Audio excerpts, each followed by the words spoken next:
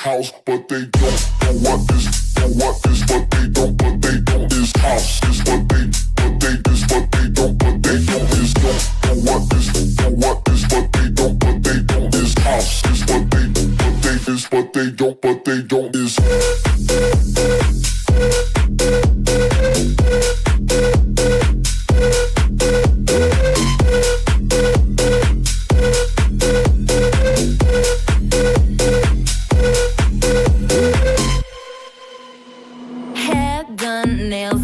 Technicalities, I got it all in order like my LMNOP.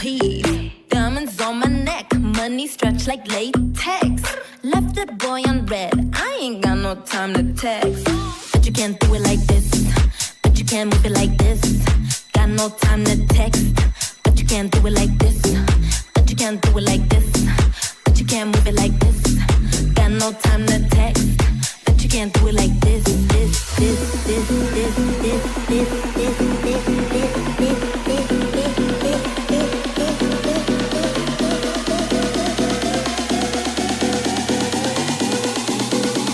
They know what is house, but they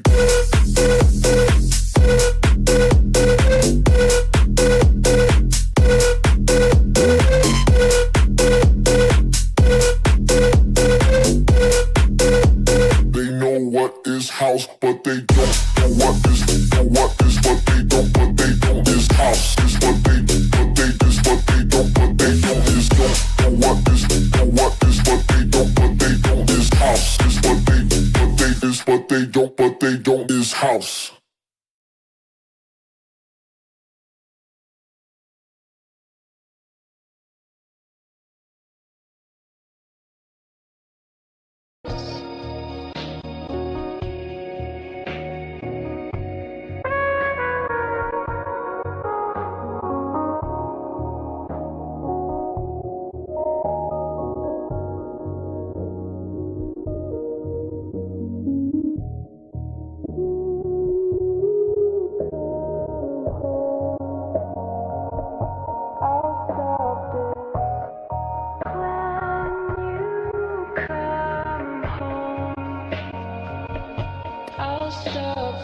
From a balcony, pulling the blue lawn chairs next to the ice chest of 2 grams in the blood that we just brewed. Now I'm getting blown by a bitch who I don't know her name. Gold chain hanging, got a few in the room, but I don't wear them out. Only grab them in the house, cause I shine so bright that I wanna blind you. Who New York snow, but they melt and the summer is true. Cold as a polar bear, chillin' with thunder and stick. I'm surrounded by 2 lives, got me about 2 clips, got me about 2 scripts. Fill up with docs, smoke up us all around my fucking body. I murdered this bitch named Maddie, yeah, I shot them. Still got the shovels that we digging all night. Booyah in the caddy, told them shine the light bright, cause I'm digging it all. Cause what was a good day has turned into the usual bag and no black like a funeral.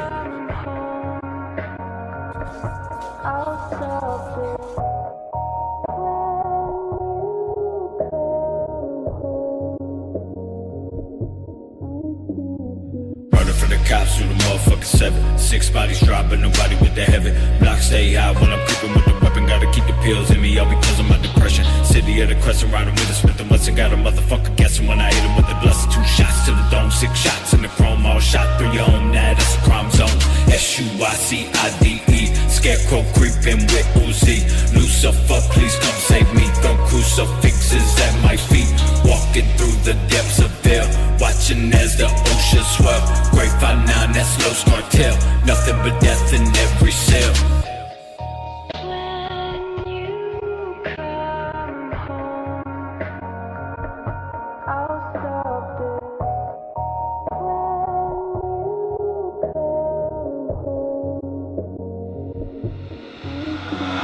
Yeah, she too deep in the flask. Drinking and thinking gon' lead to a bad decision. Deja vu, I've been through it with you multiple times on many occasions. Contemplating vacating without you, I doubt you the one. I could be wrong, I could be sprung, I could be dumb, I could be dumbfounded, well-rounded. Plus a heck and therapeutic, she knew it, she blew it like Nintendo. You heard me, sum me up but a curvy, my dick game on me strong. My only hope is my song go on for long. This life ain't promised. What do you accomplish? What you think about inside of your apartment? You working for nothing, you worthless, bitch. Yeah. When you come home, I'll stop.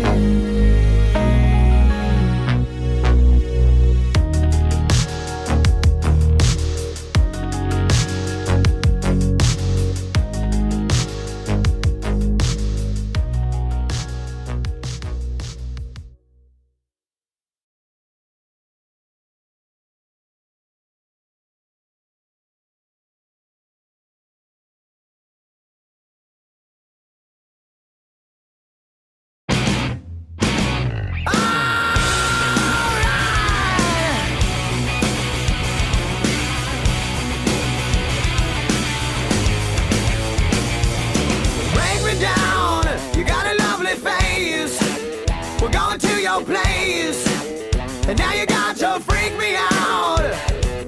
Scream so loud, getting fucking laid.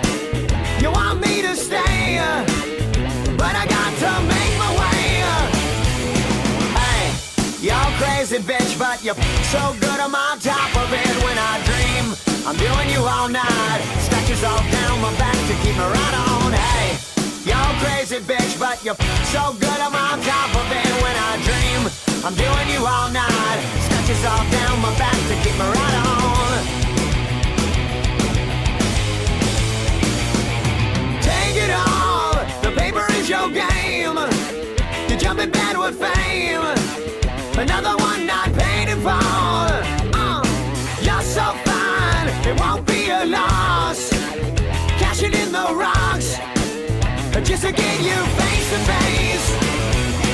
Hey, you're crazy bitch, but you're so good I'm on top of it. When I dream, I'm doing you all night. Scratches all down my back to keep me right on. Hey, you're crazy bitch, but you're so good I'm on top of it. When I dream, I'm doing you all night. Scratches all down my back to keep me right on.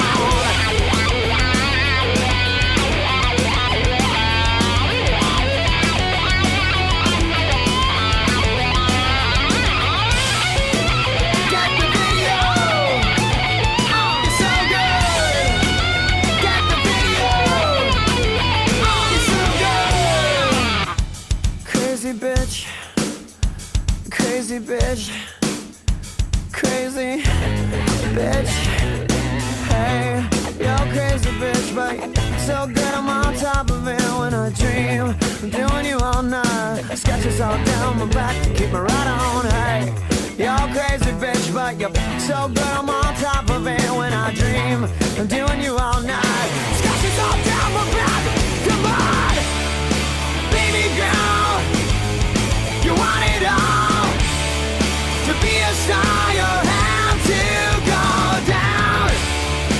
Take it off. No need to talk. You're crazy, but I like the way you feel. Hey, you're crazy bitch, but you're so good I'm on top of it. When I dream, I'm doing you all night. Scratches all down my back to keep me right on. Hey, you're crazy bitch, but you're so good I'm on top of it. When I dream, I'm doing you all night. Scratches all down my back to keep me right on. You keep me right on. You're crazy, but I like.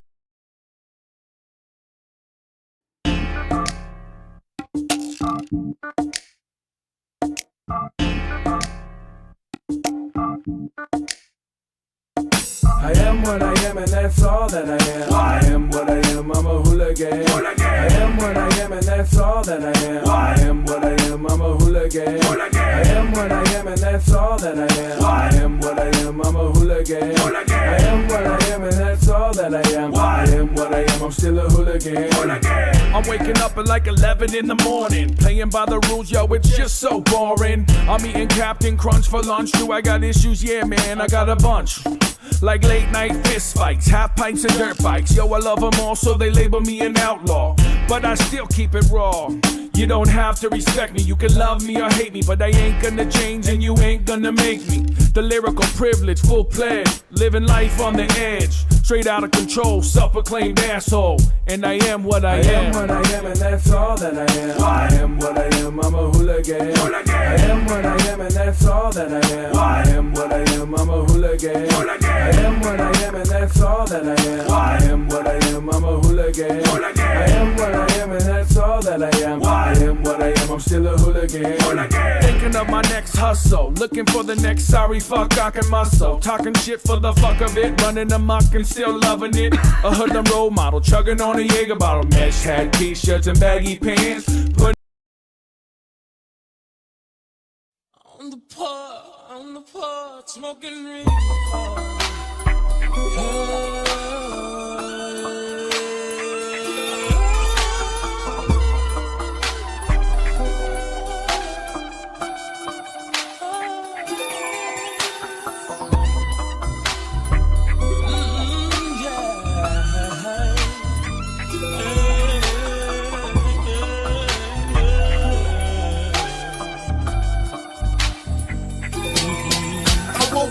Saturday morning, sick on grimy and bruised with the hangover blues. Earl on my clothes and shoes, stomach on wounds. From this killer weed that's so fire to make your nose bleed. It had me so high, my brain was fried, moving at slow speed. This thick bitch chose me, and I was thinking like liquor. She looked too tight, that body's right. My heart and mind was like dicker, but with my body aching from Earl's sensations, just got mistaken. I swiftly took the number and passed on ass that was for the bacon. I remember waking up at the flat, fucked up in the back, checking on my weed and scratch. I damn near fell out the lap.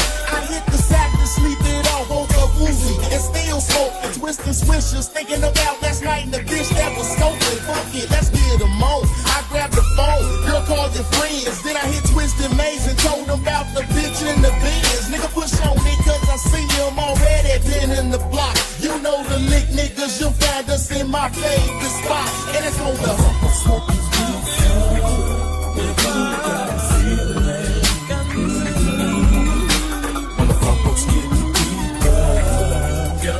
got him feeling.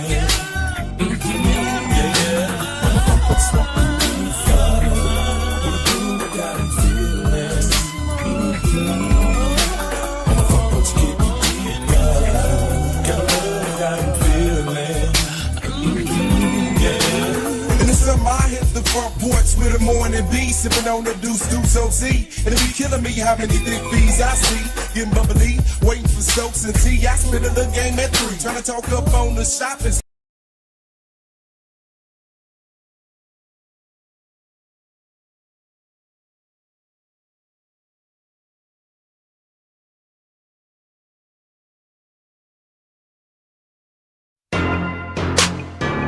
Pussy got low mind. Bitches running a daycare now. Daycare? 4 baby daycare. Behind the scene, man. Gonna fuck with y'all in a minute. Low mile, boy. Big gay record. $2, nigga.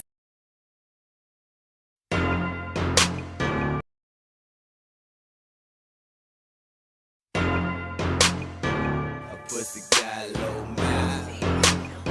Oh, ain't too many niggas got that pussy. Oh, that pussy got low miles on the pussy got low. She ain't fucking like got low miles. Her pussy got low miles. Got low miles. Low pussy got low miles. Low pussy got low miles. Her pussy got low miles. Low pussy got low miles. Low pussy got low miles. I fuck with her like that 'cause she ain't fucking like that. Low miles. Got low miles. Low pussy got low miles. Her pussy got low miles. Her pussy got low miles. Pussy got low miles. Pussy got low miles. I fuck with her like that 'cause she ain't fucking like that. Her wall still tight so I can still hit the bottom. Have to hold her little ass down when I hit the throttle. She ain't fucking the super heavy, so she got that water. She don't fuck with a lot of niggas, so that's why I call her. She really fucking nothing. That pussy, I break it in. Low miles on the shit. If I want to, shit, I can skin. That pussy, she keep it up. Got to ask about where it been. How many niggas fuck? She can count that shit on her hand. Low miles on the shit. That mean I can need her then. Low miles on the shit. That mean she ain't got a sin. Can fuck her with the women's clothes. Got open up nail vent. I want mine with low miles. Them low miles with going low miles. Got low miles. Low pussy got low miles. Pussy got low. Good morning, everybody. What up? What up, Chris Hansen? What up, Ricky Bobby? What up, I Said No? What up, Snake River Catfish Slayer? Yeah, buddy. Pussy got low miles. Pussy got low mileage. I fuck with her like that 'cause she ain't fucking like that. Everything is still in place, so it's just like it's new. She got that platinum plus pussy, so it's just like she blue. Be trying to stick to her ass super, just like I'm the glue. I be sucking and blowing on her just like she the soup. Got her shit all together, she super clean, but she cute. She on a Tupac shit, ain't her, 'cause she got the juice. Well, maintenance and kept up, ain't nothing to lose. And I be tuning her ass up every time I come through. And when she get on top, I tell her hit them switches for me, boo. And when she turn up, I love it, I call her my little coupe. But when she run out of gas, that's when I do what I do. And when I paint her, she love it, that's how I know I'm the truth. But when them legs go to shaking, I know she almost through. And when that sweat go to dripping, that's when her hair come loose. Hey. All you haters, stop! Woo! Man, this beat is, Rick Rocker! T9, E40, Jelly Sickle, yo. They hate it when you bubble. See him in they huddles, always making trouble. What? Who? Jealous fellas, man. Fall up in the spot and from the jump they don't like me. Hat to the back and I'm feeling real hyphy. I'm a star, so I'm in with the belly pistol. That's 'cause the haters be sucking on jelly sickles. That means. Shout out to everybody in the chat. This your boy Skeletor the God. Do me a favor, drop some owl emojis in the chat. Hit that like button. Let's get the show started.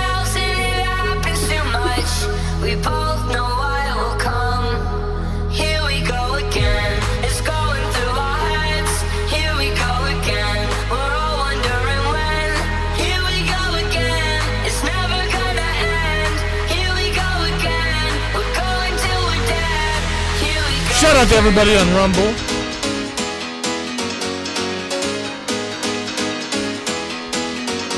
Repeating ourselves and it happens too much. We both know why it will come. Here we go again. It's going through our heads. Here we go again. We're all wondering when. Here we go again. It's never gonna end. Here we go again. We're going till we're dead. Here we go again.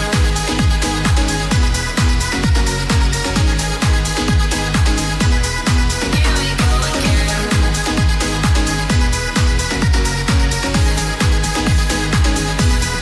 Here we go again. You can't wait for that day. You think it's coming soon. You're dead wrong. It won't stop. There's nothing you can do. Why would you say that it's already done? The truth is that it has barely begun. Repeating ourselves and it happens too much. We both know what will come. Here we go again. It's going through our heads. Here we go again. We're all wondering when. Here we go again. It's never gonna end. Here we go again. We're going Shout out to everybody in the chat. Drop some out emojis. Good morning. It's going through our heads. Here we go again. We're all wondering when. Here we go again. It's never gonna end. Here we go again. We're going till we're dead. Here we go again. Here we go again. Here we go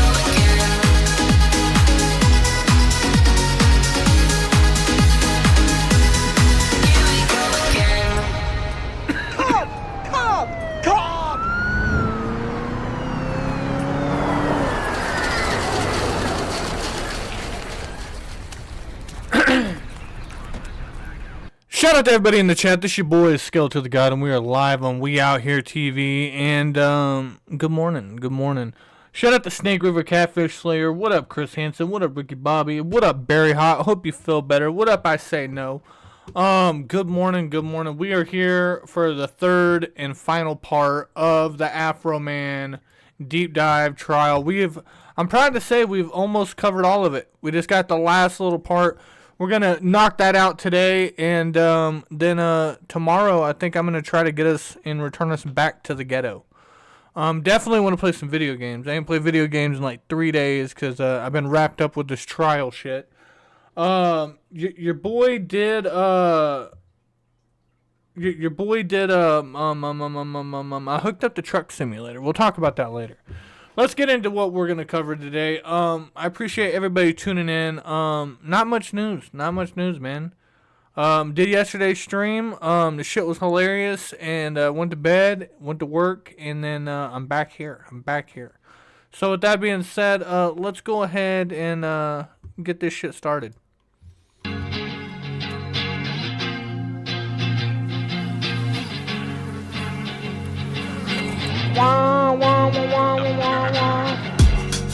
My fate is painstaking. I run away, hoping that I run into my maker. Am I just forsaken?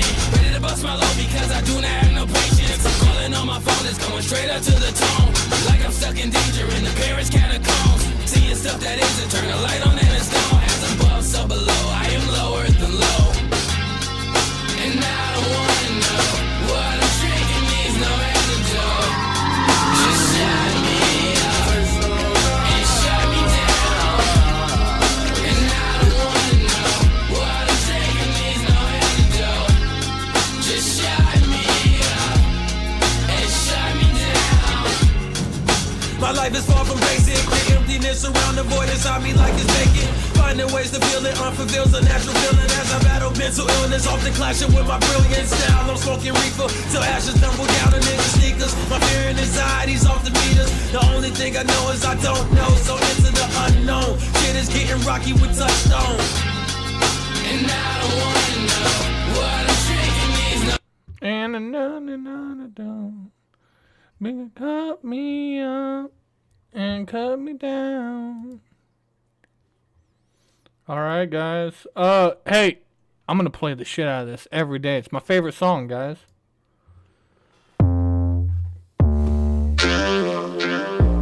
Good morning. Lisa, do you love me? Love me, girl. I was singing this at work, man. Nobody knows what I'm talking about.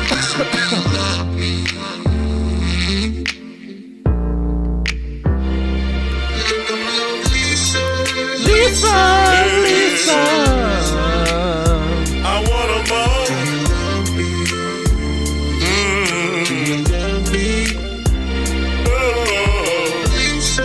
Lisa, Lisa.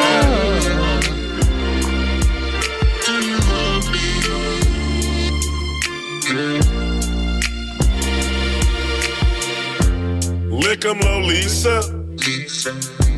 Came to town. She ate all the pussy all around. From Adams County to the 275. Lick 'em low, Lisa. Licking every pussy alive. Lick 'em low, Lisa. Lick 'em low, Lisa. Pussy like pizza. Sometimes she won't. Lick 'em low, Lisa. Lick 'em low, Lisa.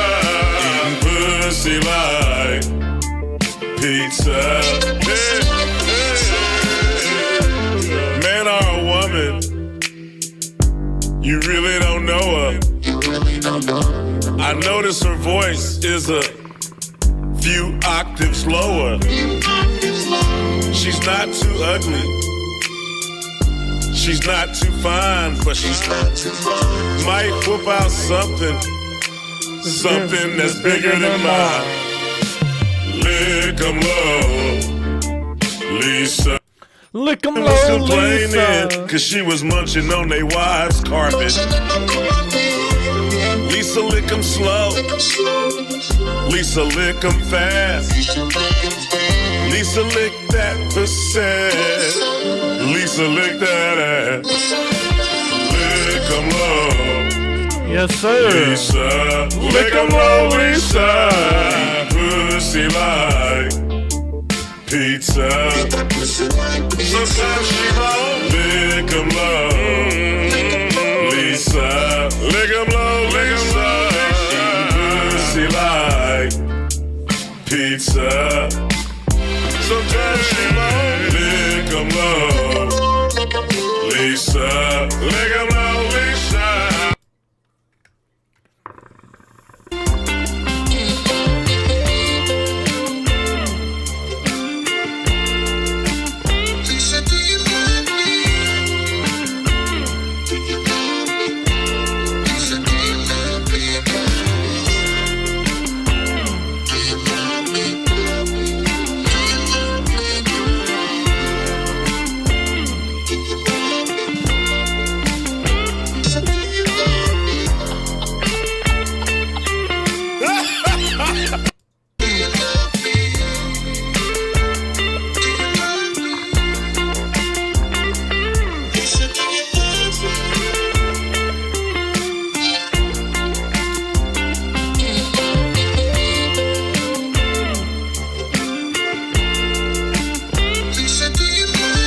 Lisa, do you love me?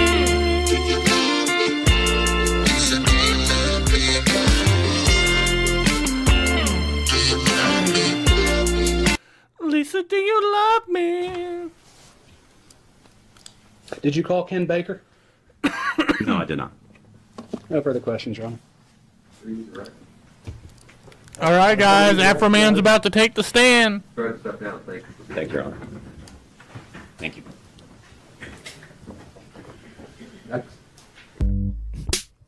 Roll another blunt. Yeah.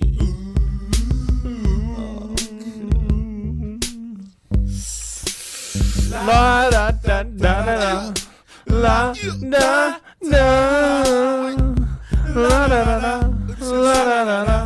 La da da da. La da da da da. it's called Joseph Thornton and didn't want to cross-examination. I was gonna get up and find the broom. But do like a my room is still messed up, and I know why. Why, man? Hey, hey, cause I got high. Cause I got high. Because I got high. You solemnly swear the testimony you're about to give shall be the truth, the whole truth, and nothing but the truth. As this, you shall answer unto God.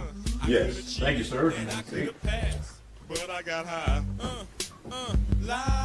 I'm taking the next summer. Thank you, Your Honor. For the record, would you give us your name, please?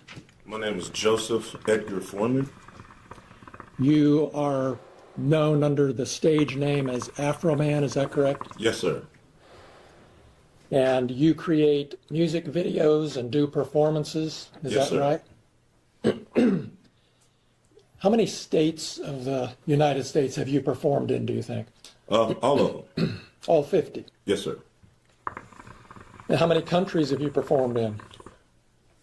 I don't remember, but not all of them, but I've been to a few. How many live performances did you do last year, roughly? I don't know. Possibly 250. I don't know, but I don't know. It's a lot of days, but I don't know exactly. And you have a residence here in Adams County, correct? Yes, sir.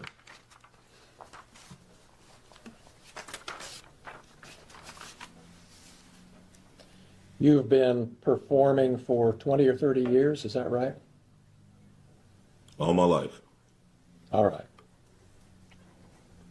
And is it fair to say that one of the first big hits you had was But Then I Got High? Because I got high. Because I Got High? And do you think it's accurate to say that that song has had over 300 million views on YouTube? Sounds right. You have a large presence on social media, obviously, correct? Depends on your definition of large. There's bigger people than me, but I'm all right. And on Instagram, is it fair to say that you have 247,000 followers? Yeah, I just got some of them the other day. You got new ones coming all the time? Yes. Not all the time, just here lately. Because the trial's coming up? Yeah, all the publicity from the officer's lawsuing me is running up my numbers. Yeah. Yeah. And on YouTube, you have almost 1 million followers, 983,000. Is that right? I haven't looked. It was 977 last time I looked. It's going to be 1 million by the end of the week, and on Pimpin'. TikTok, you have about 392,000 followers. I haven't looked in it, but that sounds kind of right. You know when you post something that a lot of people are going to see it. Shout out to Chris Hansen. Shout out to Barry Hart. Shout out to Vrom. Yes, sir. Shout out to Ricky Bobby. Look, you guys hit Chris and then you unhit him. I don't know. Is Chris gone for the day? What would you guys do to him? Don't you? Yes.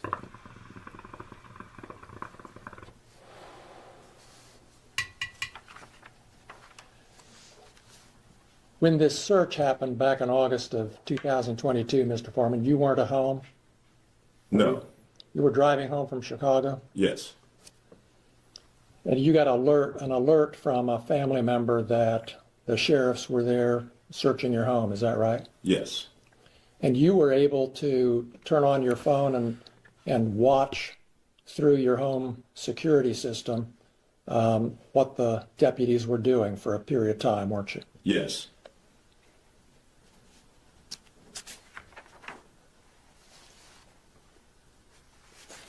And is it fair to say you were angry and upset about this search? I wasn't happy.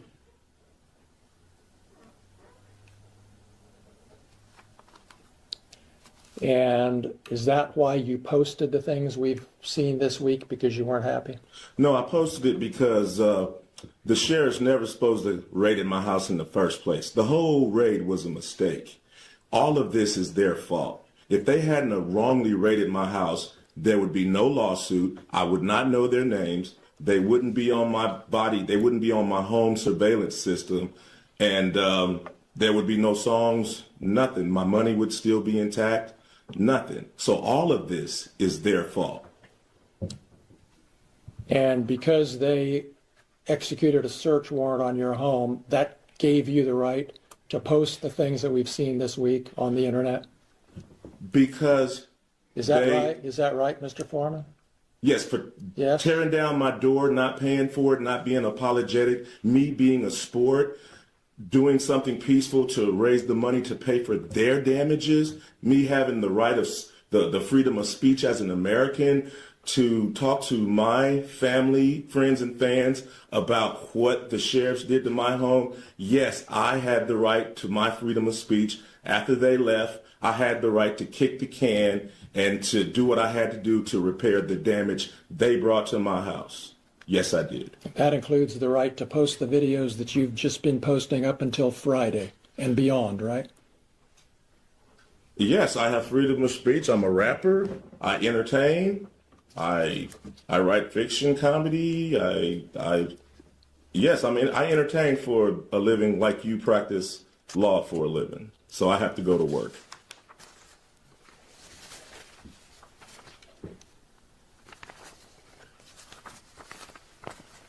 Lick 'em low, Lisa. Lick 'em low. Return at your house, didn't they? I think they left something with my ex-wife. I'm not sure. Well, you saw, as soon as the search was over, as soon as you got home, you saw a document that showed exactly how much cash had been taken from the house, correct? I know I got paid $5,000 for the show that suit was in. I forgot that money was in. I'm pretty sure he has somebody that customly makes all his stuff for him. Because he has, like, hundreds and hundreds of, like, the best way I describe it is like saying like a quilt. He has like all kinds of like custom ones, like in the music videos. He's wearing a Lick 'em Lolisa. You know, any event he goes through. He also, like, during COVID, he had a bunch of COVID custom masks made for him. In that suit. But I mean, Afroman is a big dude, but he's clean. Like, look, he has manicured nails. He has like French tips and shit, dude. Fucking super clean hair. Fucking, he smells good. He's a real manicured guy. He's a pimp. I heard, I don't know what piece of paper I heard. I knew they took some money. I just knew they took some money. I knew it was 4,000-ish. I knew they took some money and they seized some money and some weed and some, I don't know what else, just minor stuff.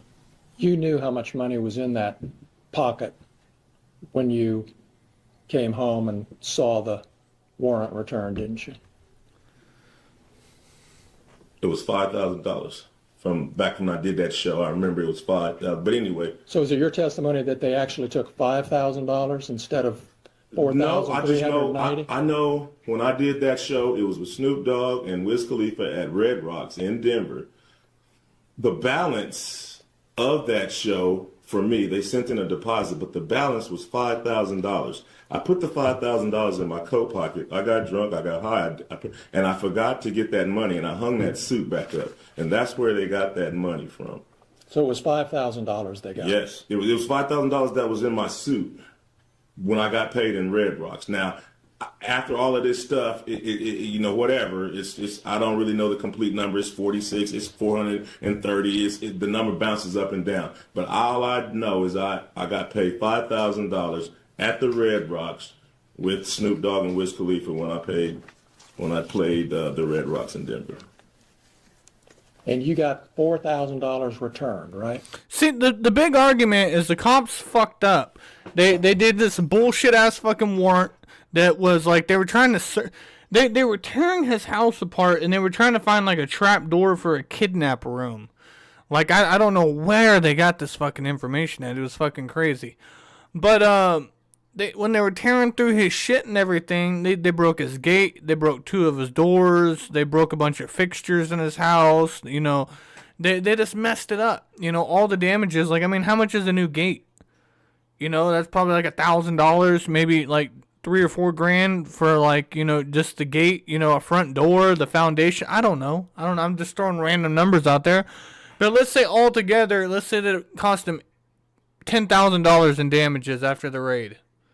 And, you know, plus you got violated, bro. Like, they went through your shit for no fucking reason. You know, they weren't even willing to work with your ex-wife. They could have called you. Like, they know you. You live in the area. Like, they randomly got a tip and then, like, put this all together. None of the police officers were properly informed. They all showed up there the day of, except for Officer Diddler. That, you know, it's crazy. I don't know the exact amount. Well, you were there with the news when you got it. Right, and the lady What at up, the sheriff's Pac-Man? station admitted that the sheriff's was short. You can go watch the 19 News. You knew when you saw the warrant returned, didn't you, that the amount that they were saying was taken was actually more money than was in that suit pocket.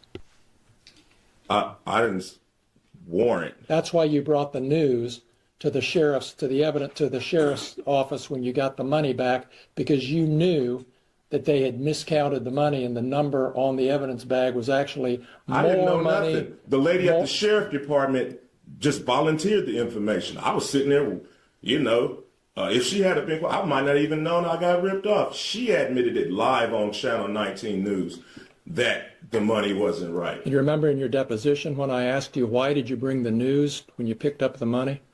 Yeah, I didn't want to get beat up or Epstein at the sheriff's station after I seen him running around my house with AR-15s. So that's why. I didn't want to get beat up or Epsteined. Oh my goodness. Pac-Man, he went there, pimpin'. He went there. I brought the news and my attorney, so to make sure I got out of that place with my money. You brought the news to protect you physically. Yeah. Yeah. You didn't bring the news because you already knew there was a miscount and you were going to make. I didn't know nothing about the discount. I didn't know. I figured they stole my money. They turned my cameras off. So if you turn my cameras off, you must got something bad in mind. So yeah, I'm accusing them of it. You know, they turned my cameras off. I can't see what they're doing. So your testimony under oath here today to these 10 jurors is that you brought the news when you picked up your money to protect you physically from being beat up or shot by the sheriffs, right? Yes. All right.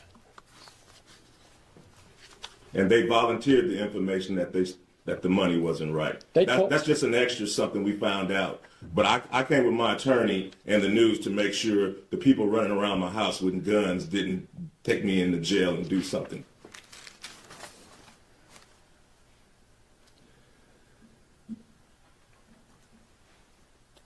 You had a safe in your home, correct? 2 of them. 2 safes. Did the sheriffs look into those safes, to your knowledge? Yes, they did. The deputies? Yes. And how did they get the combination? I gave it to my ex-wife so the sheriffs wouldn't pull my safe out the floor, take it to the station and put something in it and try to say that whatever they put in my safe was mine. So I went ahead and gave my ex-wife, who I didn't want to give my combination to, it was just safer. I went ahead and gave her my combination so they could open up the safe and realize that they just vandalized somebody that don't even have nothing in the safe. And do you know what was in those safes? It was absolutely nothing in the safes. Don't you keep jewelry in those safes? No. Didn't you tell me that in your deposition, that you keep jewelry in those safes? I do. Was anything missing from the safes when you got home after the search? I didn't put nothing in the safes. Was anything missing from the safes when you got home? Nothing was in them, so nothing was missing from the safe.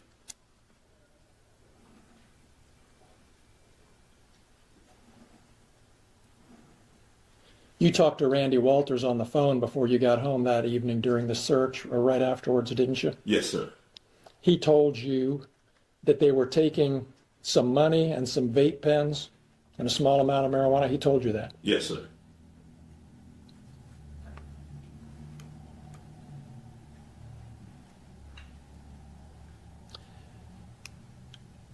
You knew, didn't you, Mr. Foreman, that there had been an investigation by the Claremont County Sheriff's Office into the discrepancy about the cash that was missing from your home, correct? You knew there was an investigation. Yeah, I knew the sheriffs was investigating themselves. Oh, that's how you saw it. Yes, sir. Okay. And did you ever ask for a report so you could see how bad this investigation of themselves really was? Yes, I was trying to get involved any way I can. The investigation was going on without any of my participation. Did you ask for a copy of the report? I did. I asked for everything. I was trying to be involved. I didn't. So you've seen the report? No, I have not. Okay. I just saw it a few minutes ago. Well, you had an attorney when you got the cash returned, correct? At the station? Yes. I had attorney. Yeah, my attorney was present. Did your attorney ask for a copy of this report? It wasn't in it. When I got my cash back from the station, it wasn't an investigation until we realized money was missing. Well, did you contact your attorney and say, hey, get me a copy of that report? Your Honor, I'm going to object. Well, Mr. Klingler wants to talk about his client's attorney-client privilege and maybe waive it. Mr. Foreman does have attorney-client privilege with his attorney at that time. And we are going to assert that privilege because it's a privilege he has of right. And so far, he hasn't asked for anything privileged. So I appreciate the sensitivity, overrule the objection, and we'll pay attention. Thank you. Go ahead. Thank you, Judge. Your testimony is you never saw a copy of Detective Robinson's report until today. Yes, sir. And that's because you didn't want to see a copy of the investigation. I did want to see. You don't know what I want. I did want to see it. You did. I wanted everything that had something to do with my money coming. And that was 3.5 years ago, correct? And you haven't seen a copy of that report that you wanted to see until this afternoon. Is that right? That's right. I never had my money taken by cops. I didn't know how this go. I don't know about reports. All I know is live on Fox 19 News, the lady admits that her department is short $400 of my money. That's all I know. I don't know how to investigate police officers taking money. That's all you know, and that's all you know today, isn't it? That's the whole basis of your claim that your money was stolen, is that the amount of money that was in the bags is different from the amount of money that was written on the bag. Yeah, my whole thing is they never should have raided me in the first place. That's your whole thing. That's my whole thing. That's the point, That's my whole isn't thing. it? If they never would have showed up, there would be no songs about them. I wouldn't know who they are. Their faces would not be on my video cameras. None of this, we wouldn't be in this room right now if they hadn't raided my house and didn't press no charges, didn't even know what they was doing. This whole thing is their fault, and they're suing me for their mistake. And so you don't really care if they stole your money or not. You're just mad about what they did. I do care about if they stole one. Police officers shouldn't be stealing the civilians' money. So I do care. All of it is an outrage. This whole thing is an outrage. You have no evidence that they took your money except for the amount on the bag isn't the same as the amount. How about the lady admitting that she took? Could you answer my? She admitted that she took my money on live Fox 19 News. Go argue with the film clip. Go argue with her admitting that she took my money. Nobody admitted that they took your money. Well, whatever. Go look at her admitting that the bag is short because it stayed open all weekend long or 2 weeks after Brian and Officer Cooley just left it and just mishandled it and didn't do it right. Just so we're honest with the jury here, Mr. Foreman, nobody admitted that they took your money, did they? They admitted it was short. Yes. Nobody admitted that they took your money. Correct? It was short. She admitted, she said that it was short. And usually it's 10, $5, $2 missing. How does $400 even come up missing? Odd.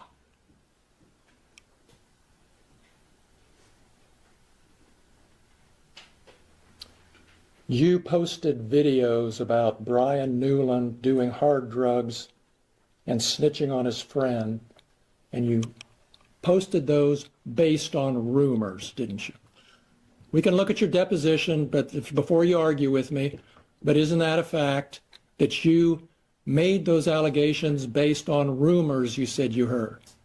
It's a fact William Newland is a convicted pedophile and Brian Newland is his brother. After I zeroed in on Brian, I asked about him. Come to find out, he's a large statutory rapist that has sex with all kind of underage girls. He buys them beers and gets them drunk and all kind. That's probably the reason he had to leave the Adams County Sheriff Department, because he beats up his wife and he messed with underage girls and he had to get out of town and go get a job in Northwood.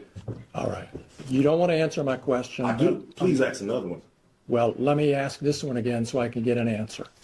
Do you remember in your deposition when I asked you, you have no reason to think these rumors about Brian Newland are true, do you? And you said, well, it's more entertaining if it's true, and I can make some money. Remember that? No, I don't. That's a however long that deposition was. You can read the deposition and it tells you what I said. Do we have a copy, another copy of that? Because I'll show it to you, and I can show you my copy. Refresh your recollection. You're going to refresh his recollection. It's Thank you, Judge. If I can get it working here. Your Honor, I would object to using the screen to refresh his recollection. That's publishing it to the jury. If he wants to refresh his recollection, he can show him it and then ask him a question, much how we would do in criminal law with a police report. If an officer didn't remember, we wouldn't show the report. We would show it to the officer. He would refresh his memory by reading it, and then we'd re-ask the question. Do it that way. Just make sure you think he reads it right. I'm just trying to get through the verbiage. Just make sure you think he reads it right. Otherwise, I have to wrestle with you about whether he read it right. Sure. So just read it. And then if we want to move it as an exhibit, you can do that. Remember your deposition being taken, Mr. Foreman, in your attorney's office on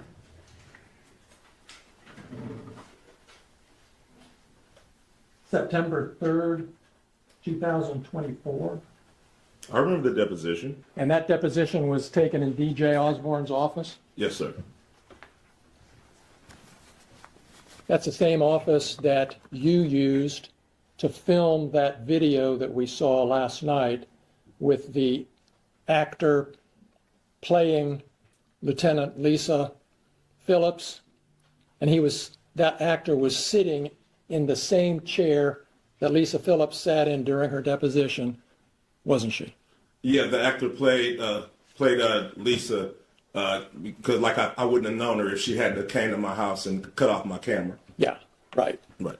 That's the office we're talking about, and that's the office where I took your deposition, right? Yes, sir. And in that deposition, I'm referring to page 84 of the deposition. I had asked you about... Object, he's testifying. No, he's using the deposition to refresh his memory. He's doing it right, so sit down, please. Go ahead. Did I ask you this question, and did you give me these answers, Mr. Foreman? Question. Would it be fair to say these are rumors? Answer.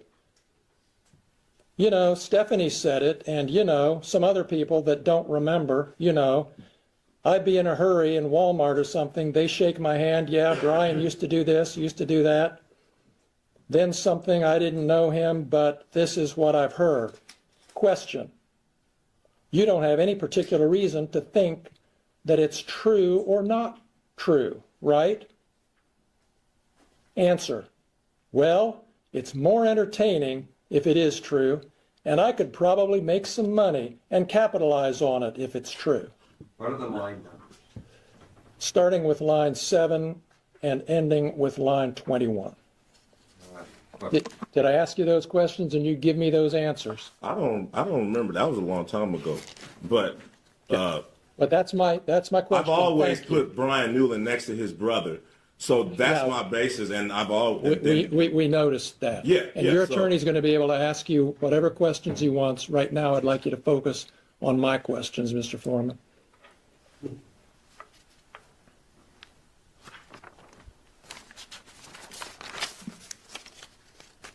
You have no evidence that Brian Newland ever molested little boys, do you?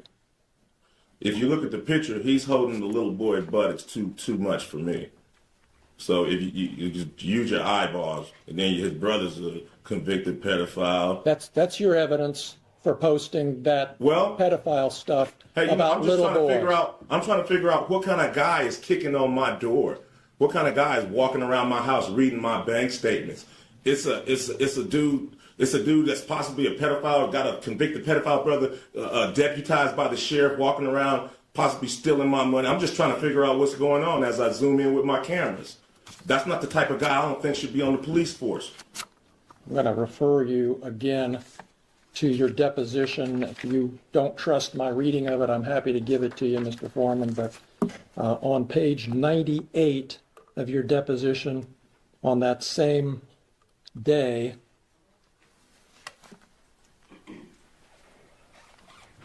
beginning at 9/11, did I ask you this question and did you give me this answer? And again, the only evidence, you don't have any evidence that Brian Newland is a pedophile or plays with little boys. Answer, no, sir. Did I ask you that question? Did you give me that answer? I don't remember. What are the line numbers? Beginning with line I don't 11, recall. ending with line 14 on page 98. Brian Newman is a flag. Hold on. Let's play it real quick. Play a little bit of it.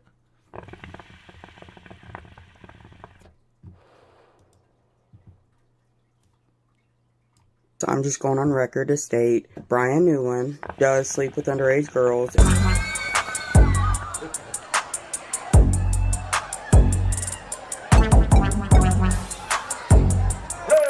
Hey! I pledge allegiance to the flag. Brian Newland is a flag. He used to play with little toys. Now he plays with little boys. I pledge allegiance to the flag. Brian Newland is a flag. He used to play with little toys. Now he plays with little boys. Baby making Brian, newborn Newland. What are you doing? Who are you screwing? He like to drink lean. Codeine, then he got clean, you know what I mean?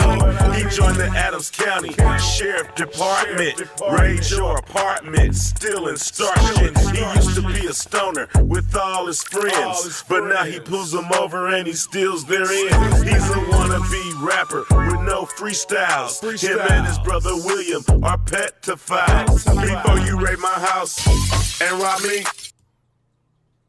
to play with little toys. Now he plays with little boys. I never thought one day I'd see a cop with more baby mamas than me. Baby making Brian had a baby by Carly. Cheated on her with a crackhead, thought it was gnarly. Carly jumped on my Harley. Now she at my house smoking Bob Marley. Baby making Brian had a baby with Dorothy. Dorothy said Brian Newland wasn't worthy. Pain and drama, another baby mama to blab with ya, booty grab with ya, panty stab with ya, meat Tabitha. They all live together and inhabit the, but Brian ruined their lives. They left him. No more sister wives. Now he's a loner on the pay tip, getting pegged by Emily Hayslip. I pledge allegiance to the flag.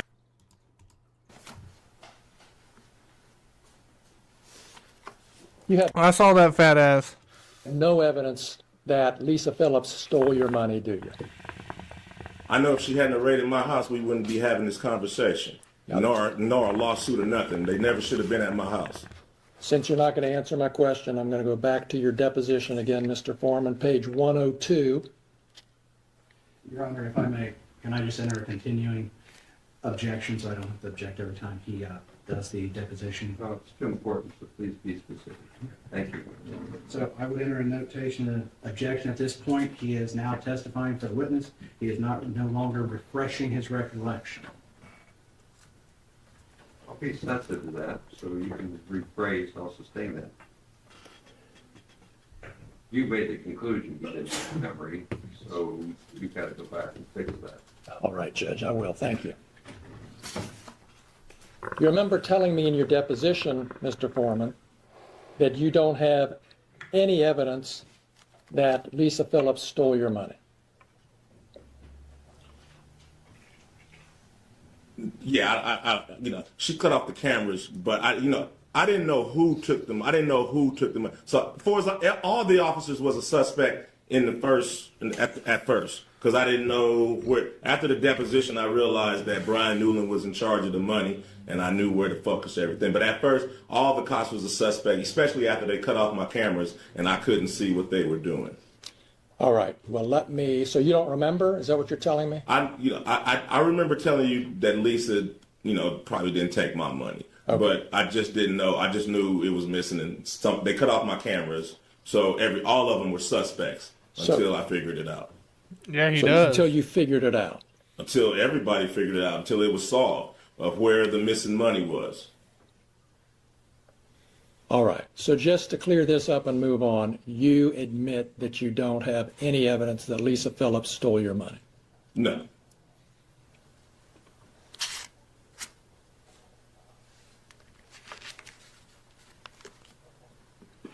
But I know if she wasn't there in the first place, we wouldn't be having this conversation or be here. And is it true that one of your big motivation, really, in making all of these posts is to make money? To pay for the damage that they brought to my house under the circumstance that they shouldn't have even been there in the first place. Okay. So the answer to my question is yes, your motivation was to make money? To pay for the damages that they brought to my house under the circumstances that they shouldn't have been there in the first place. Have you made enough yet to make up for it? Not really. How much have you made on it? I don't know exactly, but it wasn't hardly $24,000. $24,000. It wasn't that. It wasn't that. You're still making money on today, right? With the new posts and advertisements and things. It's publicity. You're still selling merchandise, aren't you? No, publicity. Just me. Just everybody. Thanks to them bringing publicity to this. It's just an opportunity to run numbers up and be an entertainer. And the more lies, outrageous lies you tell about them, the more money you can make, right? Fact, they never should have came to my house in the first place. Fact, if they hadn't have came to my house, they wouldn't have put themselves on the video camera and in my music career. All of this is their fact. All of this is their fault, and they have the audacity to sue me. These people and you are the predators and the victim at the same time. So what they did, searching your house, gave you the right to do everything you've Under done. the circumstance that I got freedom of speech, after they run around my house with guns and kick down my door, I got the right to kick a can in my backyard, use my freedom of speech, turn my bad times into a good time. Yes, I do. And I think I'm a sport for doing so, because I don't go to their house, kick down their doors, flip them off on their surveillance cameras, then try to play the victim and sue them. You were at Lisa Phillips's deposition, correct? Yes, sir. In your lawyer's office? Yes, sir. Same office where you filmed part of that video last Friday? Yes, sir. And you saw how upset she was when she was answering your lawyer's questions about how this had affected her, right? Yes.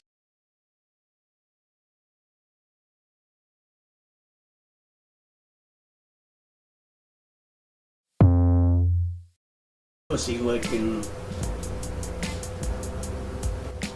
I'm not a crooked cop. I'm not a thief. And I sure don't have a penis. Like, there's been times that videos have been sent to me that I've had to go home because I can't handle it. You know?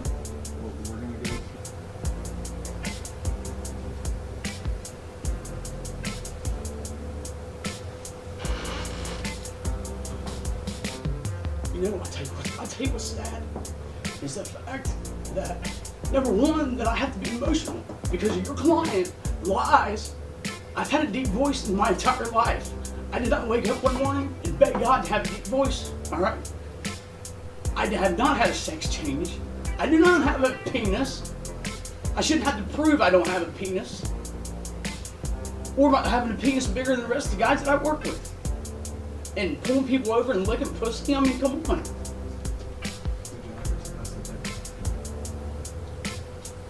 So you're asking for damages due to emotional stress. When you say emotional stress, can you tell me exactly what that is in the context? Look at me in the face and tell me what it means. What does emotional stress mean to you? Obviously, this right here.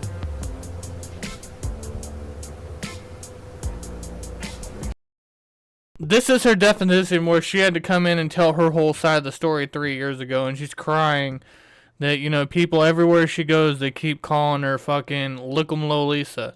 Saying there's no one else to call, or there is other people. No, lick 'em low, lick 'em low, lick 'em low, Lisa.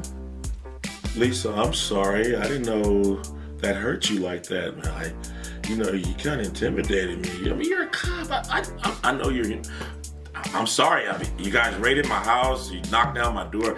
I was upset. I would never shoot you, or I would never try to punch you. I thought I'd crack some musical jokes, and I didn't know they hurt you that bad. I'm sorry. I think you're a nice-looking lady. I didn't know you was a biological lady. I'm sorry. I was just having fun with the bad situation. I'm sorry, baby. I'm sorry. Oh, man, Jesus. Hang on, let's take a little break, everybody. Hang on.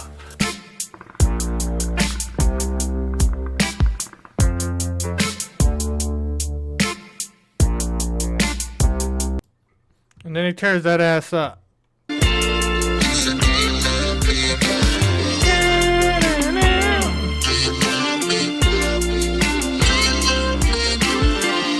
Lisa didn't like it. Yes.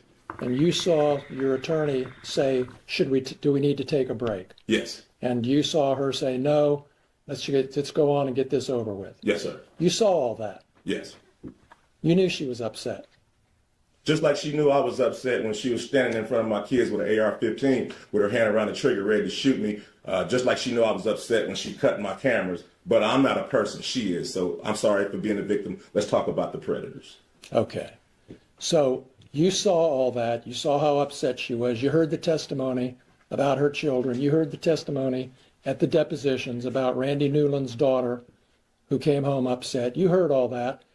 But you're still posting stuff about Yeah, it. because I understand it was Randy's fault and all of their fault for coming in my house in the first place. So if they hadn't came to my house, their children wouldn't be saying nothing. None of this would be going home if they did their research and did things right.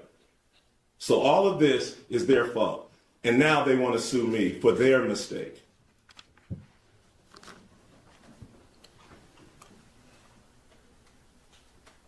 Is there anything that could change your mind about what you're doing to these deputies? Is there anything that can change my mind about the fact that they shouldn't have been at my house in the first place? Is there anything that can change my mind about how my money shouldn't have been touched in the first place? No. That's all the questions I have. Thank you. You're welcome.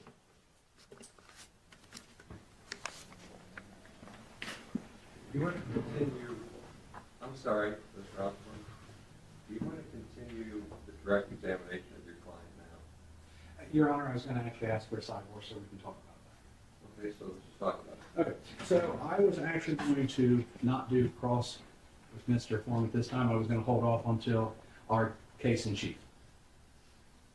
Yeah, I just offered you the chance to do that. So do you want to do your direct examination on your case in chief right now? Not right now. Like the pogo stick of witnesses up and down is what I was talking about. If he testifies on his own direct case, it could be now, or it could be later. I just gave the lawyer a chance to do it now or later. He said later. So you'll likely see Mr. Foreman again. This was an examination on the plaintiff's case. You get a chance to hear his testimony on his case. There's your explanation. Thanks, Mr. Foreman. You can stand up. Plaintiffs rest subject to the admission of all our exhibits, Judge. The exhibits on a break. What do you have? I had no one ready. All my people were subpoenaed to be ready tomorrow. I will have to call them to get them here in the morning.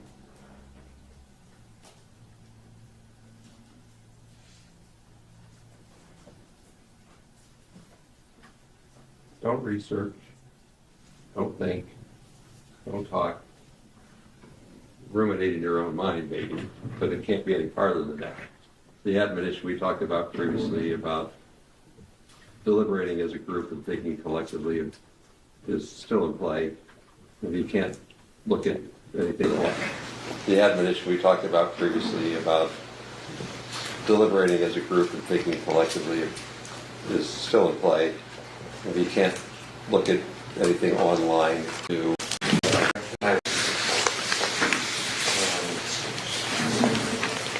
I know there's particular objection from the basis of that is art. It is a song. It is not defamatory. No one would have took it seriously. So at best, it could be defamation per quid, which he did not claim concrete economic damages, and even in that argument, he would fail.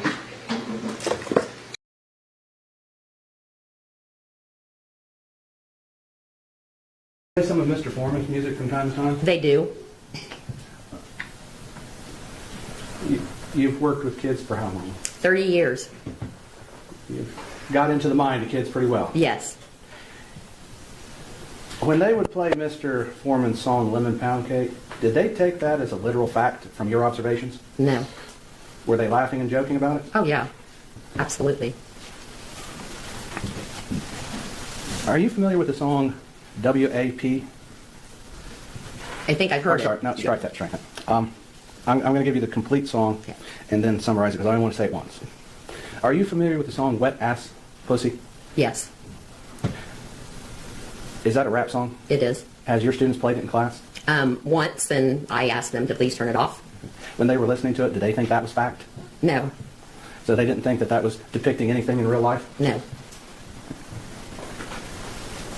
So you didn't have to teach them that wasn't real? Right. No, I did not. You've heard the song, correct? Mm-hmm. Yes. Do you believe it's a literal interpretation? No. Would you agree it's derogatory towards women? No. Even though it says nasty things about them? Yeah, no, I mean, it's the artist's opinion, I guess. That's the way I feel. Maybe not an opinion you like, but... Yeah.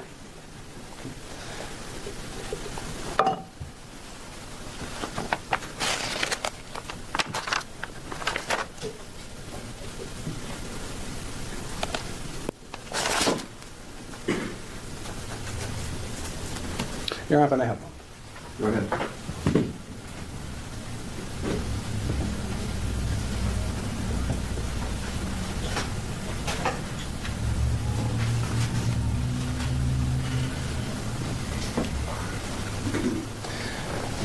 So, Ms. Grooms, has Mr. Foreman's posts about Sean or any of the general posts about the Adams County Sheriff's Department as a whole affected your life any at all? No. Would you believe it would have affected your life while you were married to Sean? If it had any effect, I guess that would be the time it would have an effect. But as his spouse, you would have expected it? Yes. Okay. And I don't want you to go into too many details, but is it fair to say that Mr. Foreman, the posts about the police department, everything had not a damn thing to do with your relationship between you and Sean and why it came to an end? No, it did not. So the posts never affected your life, never affected your marriage? No. Okay. So any statement to the contrary would be false? Yes. Okay. Thank you very much. No further questions at this time, Your Honor. Cross-examination. Thank you.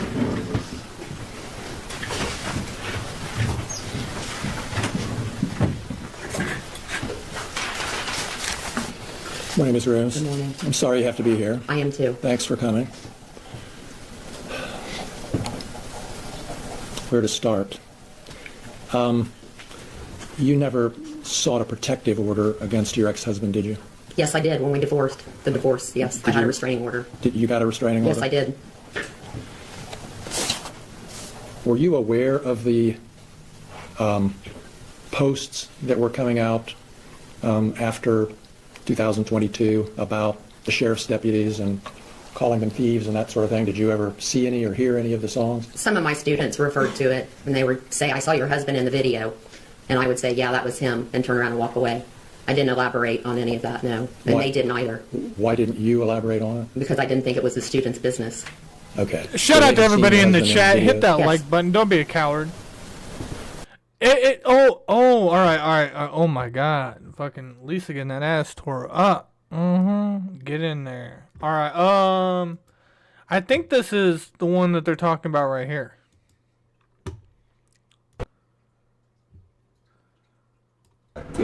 Norman Dane. Say that again, please. Being Hunchback Norman Dane. Hunchback Norman Dane? However you say it. Notre Dame, maybe? Hunchback of Notre Dame. So who is Sean Grooms? Sean Grooms is one of the police officers suing me.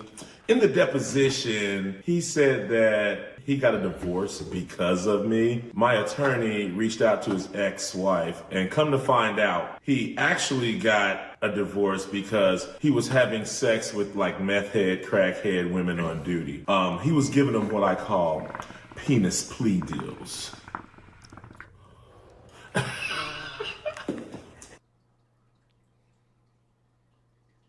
Explain that to me. I had recently got divorced. Did she divorce you solely because of this? Not solely, but What did she say exactly that this played into the divorce? she was tired of hearing about it. Drops his screw to the losing cheap. Drop. Something like this. Or... Now, this is his ex-wife. They got a divorce. Afroman did this song, and he's claiming damages that it caused his wife to divorce him because of the stress and the humiliation of this. But let's see what Afroman had to say about him. Sean, she's a Sean, grooms, girls, high on shrooms, drops, his fruit of the looms, and cheap, hotel room, then he bang, bang, ding, ding, dong, fucks him with brooms. Sean Grooms. Sean Grooms, girls, high on shrooms, drops his fruit of the looms, and cheap hotel room. Sean Grooms, girls, high on shrooms, drops his fruit of the looms, and cheap hotel room. Then he bang, ding, ding, dong, fucks him with brooms. Sean Grooms, blame me for his divorce. Not his divorce, but his ex-wife Rhonda said he was having too much intercourse. Sean Grooms, what is he doing now? Is an Adams County cop. Oh no, he has sex on duty. Not on duty.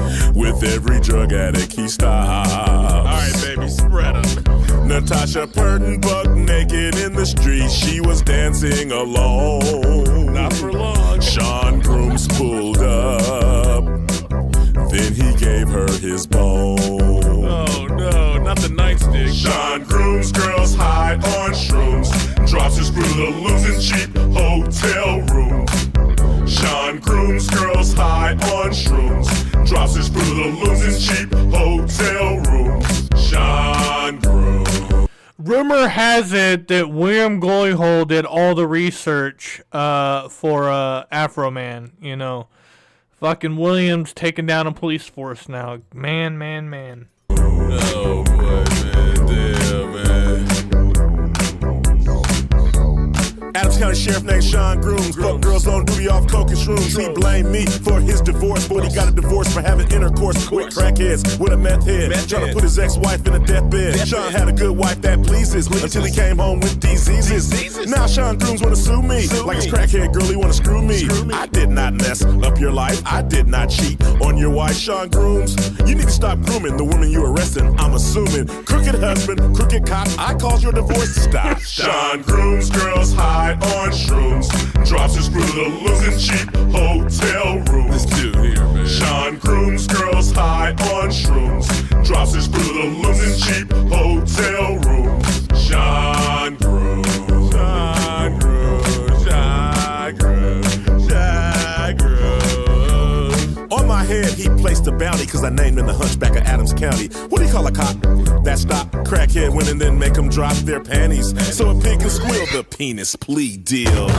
Pulls over a broad and say, we can do this the hard or the hard way. Easy way is the hard way. Sean's fucking crackheads all day. Sean Grooms, I understand. I'm Afro, also a man. Just like you, I cheated on my wife. Just like you, I fucked up my life. Unlike you, I take accountability, but you don't have the ability. Sean Grooms, girls high on shrooms, blame me for his divorce. Hotel room, but it. And did you tell your husband about that? About that your kids had mentioned it? no, it was just a mention, and that was it. Okay.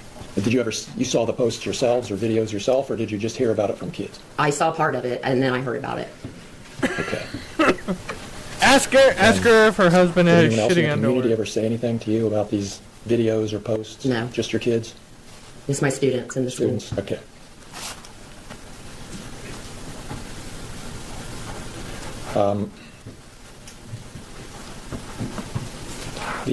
The song that Mr. Osborne asked you about, does that song refer to a specific identifiable person? I don't think so. Those are all my questions. Thank you, ma'am.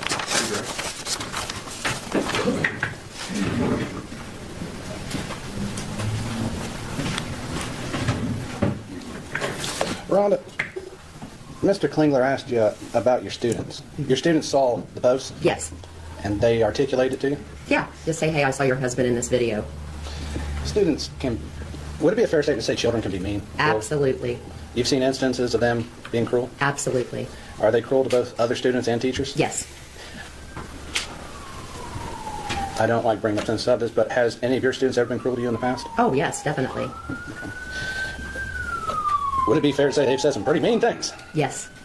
You see, I'm trying not to ask you what they are, but are they shocking things? Coming from my students, I mean, in all honesty, it's, you know, when they're mad at me because they didn't receive an A, yeah, they get mad. And they lash out? Yes. But they're not calling names of fact or anything to you? No. And they've seen these posts? Yes. Did your students treat you any differently? No. So, could you point to any instance where a student treated you differently due to the posts? No.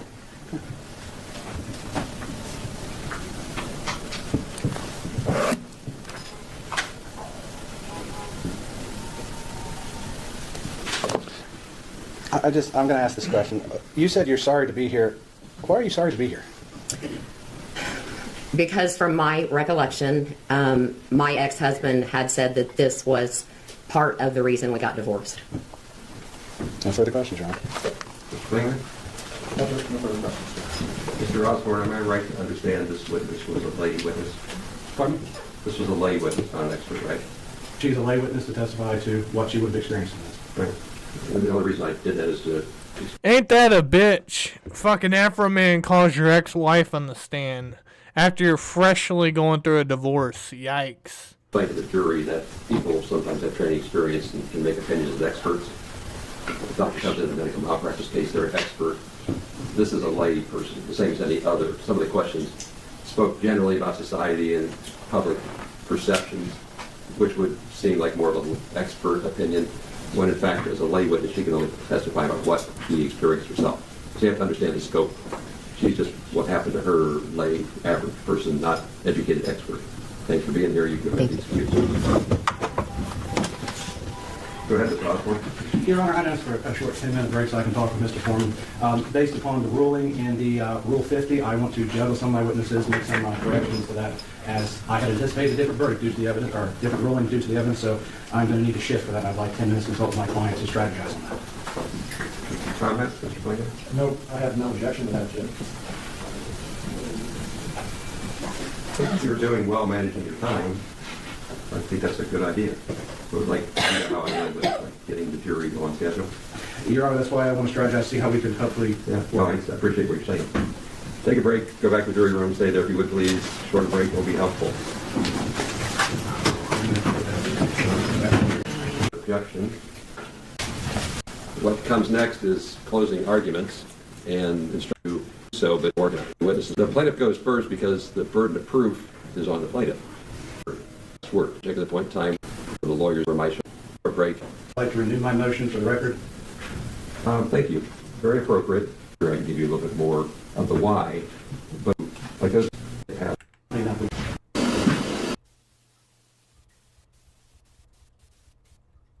Closing arguments. Let's look at all of them. Fucking Look 'em Low Lisa, Hunchback, fucking Red Flag, fucking Lemon Pound Cake, fucking Son of a Bitch, Who else we got over here? Fucking Officer Dipshit.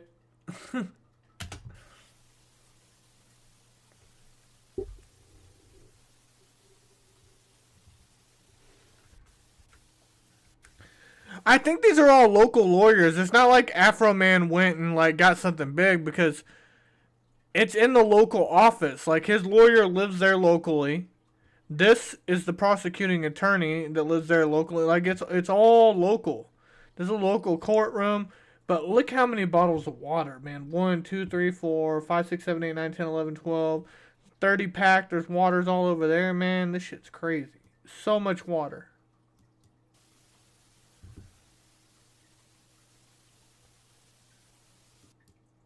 Sharp, do closing statements.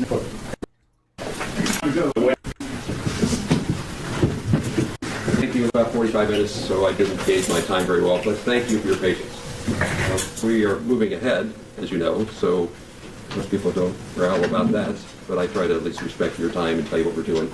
The jury's down. The evidence me, Osborne, and Mr. Klingler. I'm going to think I wants to do. Sorry. Go ahead, Mr. Klingler. All right, here we go. Thank you, Your Honor.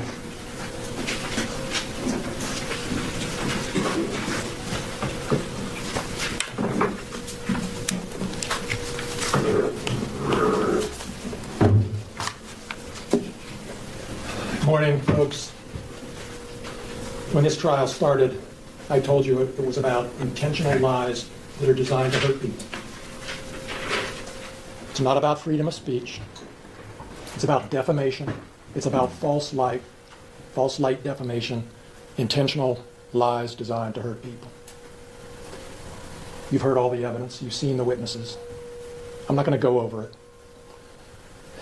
But I will say a few things to underscore what I think is most important for you to keep in mind as this case is turned over to you. From me, from the plaintiffs, to you. Mr. Foreman perpetuated lies intentionally, repeatedly, over 3.5 years on the internet about these 7 brave deputy sheriffs who've lived in this county for years, risked their lives for this county for years, done their job, been in the community for many, many years.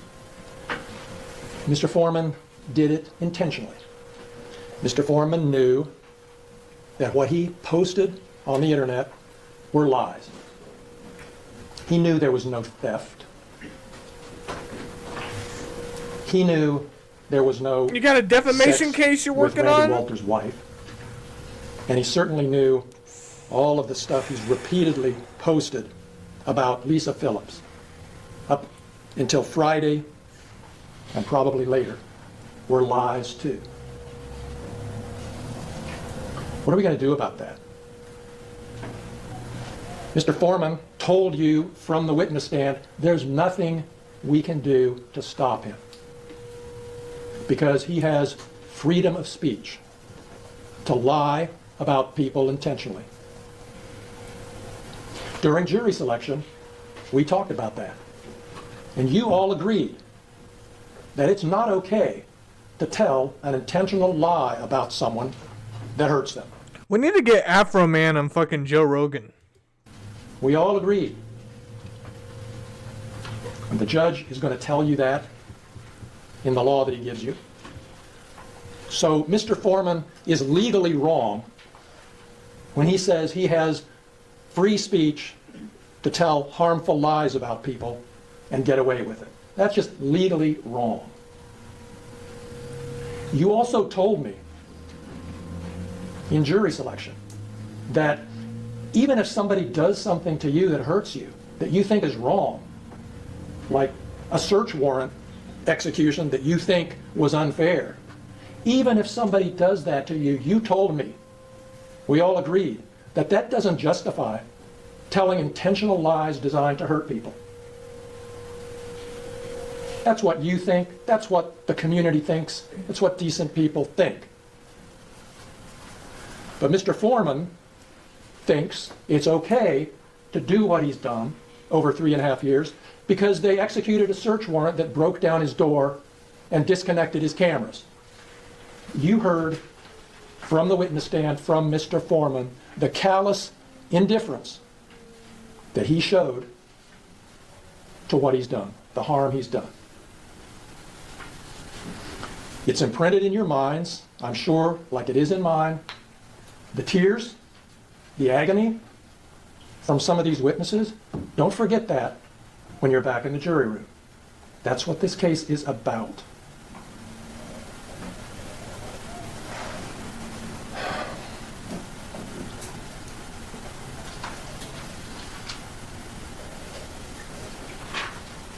You are here because you agreed to be here.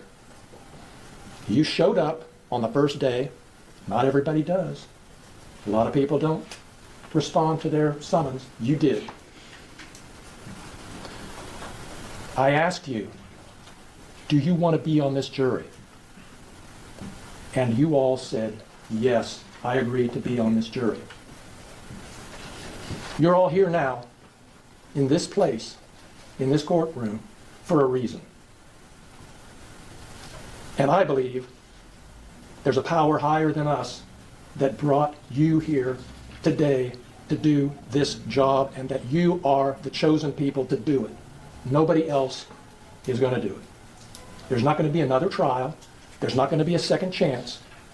This is the day to decide whether Mr. Foreman gets away with what he's done, and whether these plaintiffs deserve something to make up for what they've been through, and whether the community is told that what he did is unacceptable. It's not okay. We talked about different kinds of damages. There's not going to be economic damages in this case. There's no doctor bills. There's no damaged property. There's damage to reputation. There's pain and suffering. There's public humiliation. There's everything you saw and heard from these detectives from the witness stand. And the only thing you can do is ask you, and there's a verdict form which they don't know the facts. Of Eddie Murphy and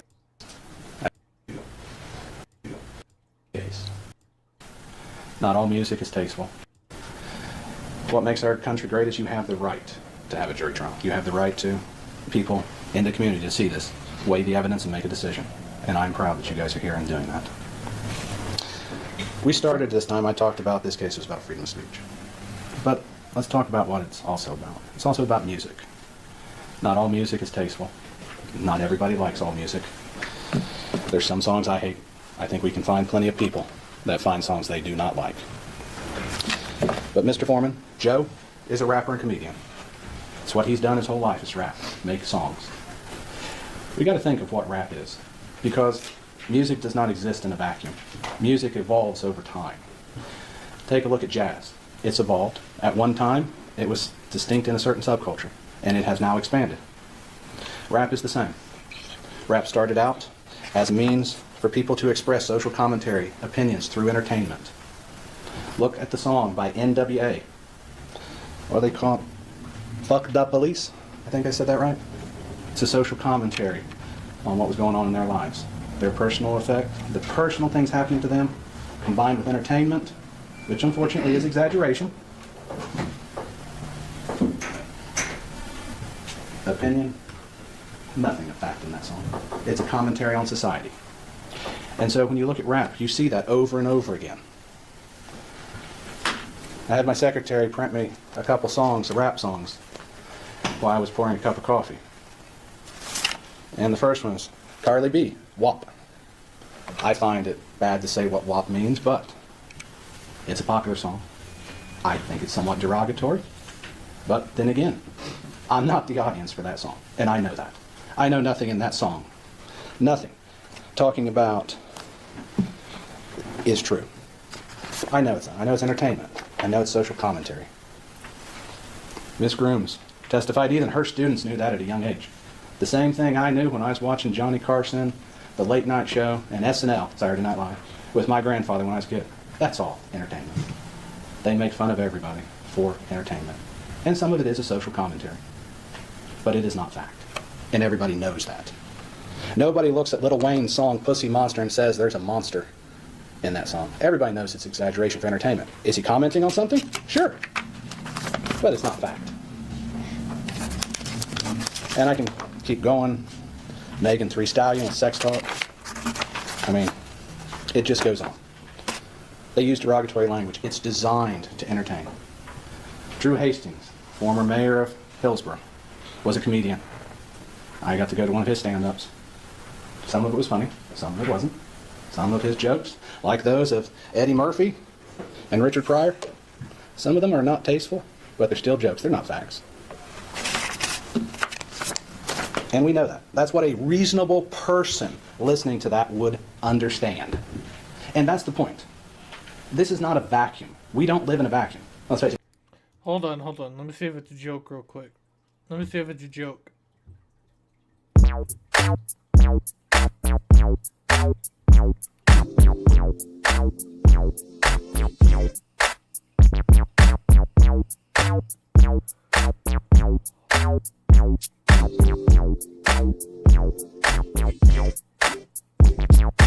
Randy Walters is the son of a bitch. Yeah, that's why I fucked his wife and got filthy rich.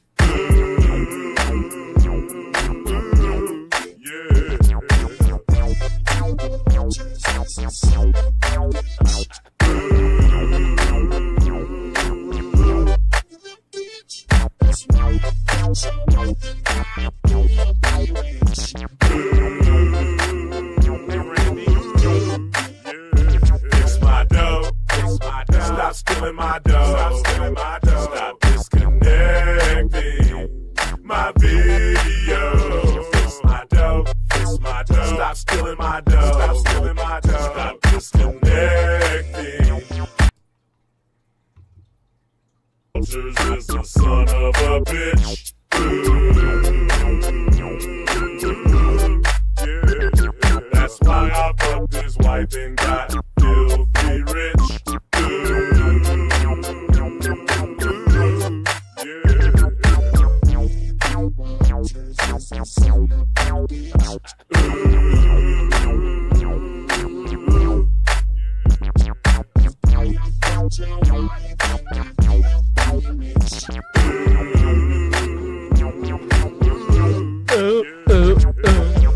Randy Walters is so rotten.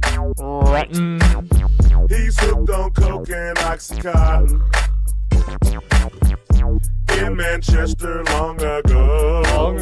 He owed a drug dealer lots of dough. He tried to run like a track star. Got stuck trying to hide underneath the car. He became the chief of Manchester.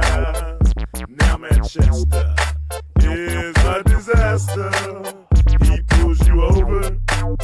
He steals your pills, your Oxycontin, and your dollar bills. He's a drug addict. He got fired. He went to Adams County. Somehow he got hired. Cow stealing Kimmy Rogers is a bullshitter. He needs to stop hiring criminals and knocking up his babysitter. Randy Walters is the son of a bitch. Yeah, that's why I fucked your wife and got filthy rich.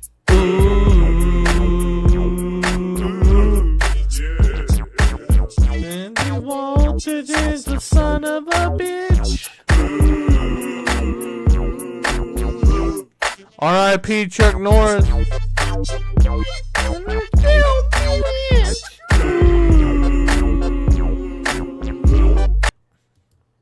If we lived in a vacuum, we'd all be dead because we couldn't breathe. So we live in a world full of everything, where we see things. We watch SNL. We know it's entertainment. We know it's going to pick on people.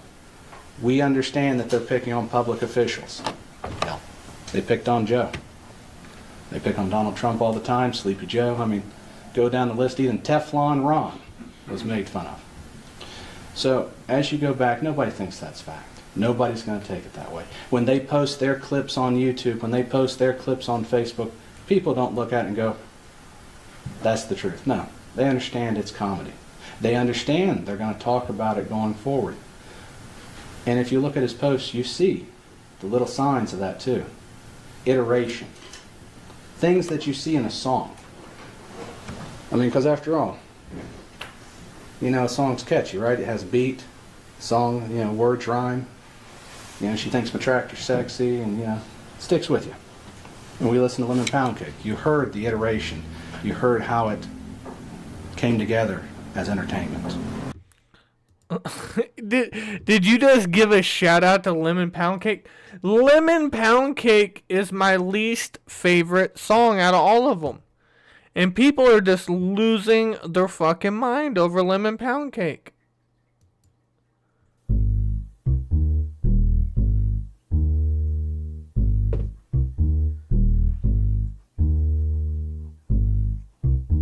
The Adams County Sheriff kicked down my door. Then I heard the glass break. Yeah. They found no kidnapping victims, just some lemon pound cake. Mama's lemon pound cake. It tastes so nice. Alright, it is pretty funny. It made the sheriff wanna put down his gun and cut him a slice. Of what? Of what? Lemon pound cake. He wanna put down his Glock. Lemon pound cake. Trending on TikTok. Lemon pound cake. He's a family guy. Lemon pound cake. Got the munchies because he got hot. Lemon pound cake. Pound cake. He's a Adams County Sheriff. He's hungry and he's big as hell. He was sniffing for weed. Then he smelled another smell. What was that? Mama's lemon pound cake. It tastes so nice. It made the sheriff wanna put down his gun and cut him a slice. Of what? Of what? Lemon pound cake. He wanna put down his Glock. Lemon pound cake. Trending on TikTok. Lemon pound cake. He's a family guy. Lemon pound cake. The munchies because he got high. Lemon pound cake. Pound cake. He sees my cake and my porno mag call boom boom. Car boom boom. Something happened to his camera on the way to the evidence room. Mama's lemon pound cake. It tastes so nice. Make the sheriff wanna put down his gun and cut him a slice. Of what? Of what? Lemon pound cake.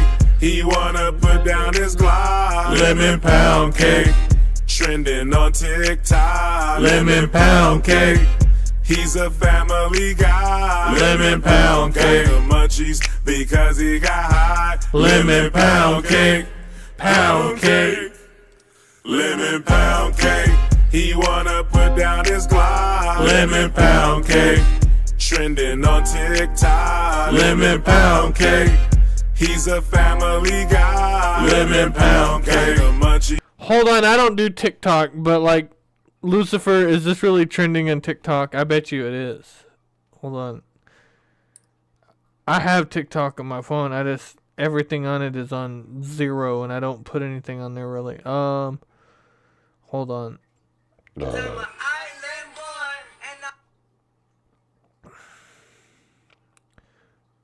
Lemon pound cake. The Adams County Sheriff kicked down my door. Then I heard the glass. Made the sheriff In honor of Afroman winning his court case, we're gonna make lemon pound cake. Listen, I've been wanting that lemon pound cake since... Lemon pound cake. Mr. Cooley, sorry, Sean, you were called Officer Pound Cake. First, so does it paint you in a false light? Yes, that my wife is cheating on me with Mr. Foreman. But we all know that's not true, correct? I don't know. They read. The Adams County Sheriff kicked down my door. Because he got hot. Lemon pound cake. Fucking terrible. Pound cake.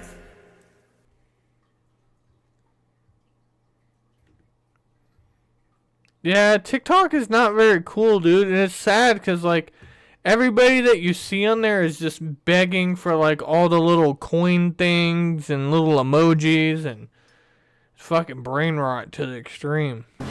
So we don't exist in a vacuum, and a reasonable person doesn't exist in a vacuum. As the judge said, you are a reasonable people. You get to decide what's reasonable, which means you get to use your experience. You get to use your understanding of what those are, of your understanding of Joe, of your understanding of rap music, music in general. I'm not going to sit here and say that these 7 people were happy about what happened to them. I'm not going to say that. That'd be stupid. But what I am going to say is, they are public officials. We see it on the news all the time, public officials made fun of. Let's go back to voir dire. During my voir dire, we talked about, with the one juror that's gone, we talked about that, yes, I ran for public office. She agreed I put myself out as a public official. She agreed that it was an opinion when someone called me a baby killer. Even our witnesses on the stand, I asked that question. They said a crooked defense attorney is not a vine, it's a matter of opinion. Crooked cops, dirty defense attorneys. Oh wait, one witness did want to say I might not have taken a shower. But those are all opinions, exaggerations, not statements of fact. And we know that. And that's the why fucking dude, the judge is fucking cracking up in the background. That a crooked defense attorney is not a vine, it's a matter of opinion. Crooked cops, dirty defense attorneys. Oh wait, one witness did want to say I might not have taken a shower. But those are all opinions, exaggerations, not statements of fact. And we know that. Lucifer, the city deleted Facebook, Messenger, Discord, all of it. You're in trouble. You got caught doing something. You're in trouble. Motherfucker just...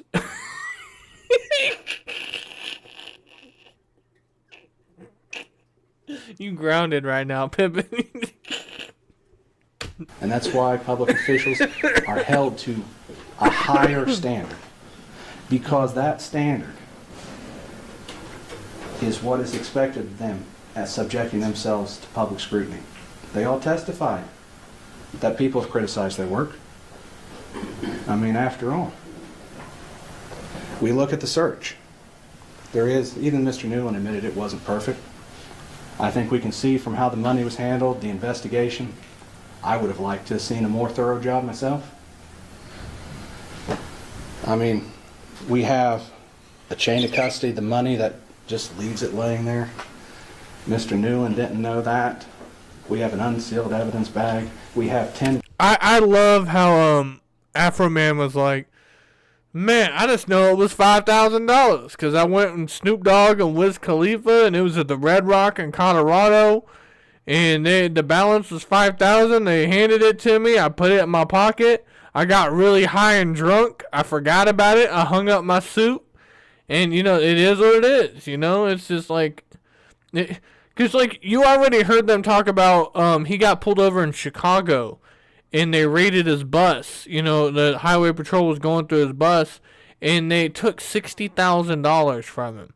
Because they're like, why do you have $60,000? And you have, like, weed stuff in here. He's like, well, I smoke weed, and I have $60,000 because I've been on tour for 6 months, and they pay me in cash. It's just easier. The promoter will come over here, man. Here's $5,000. Here's $6,000. Here's $2,500.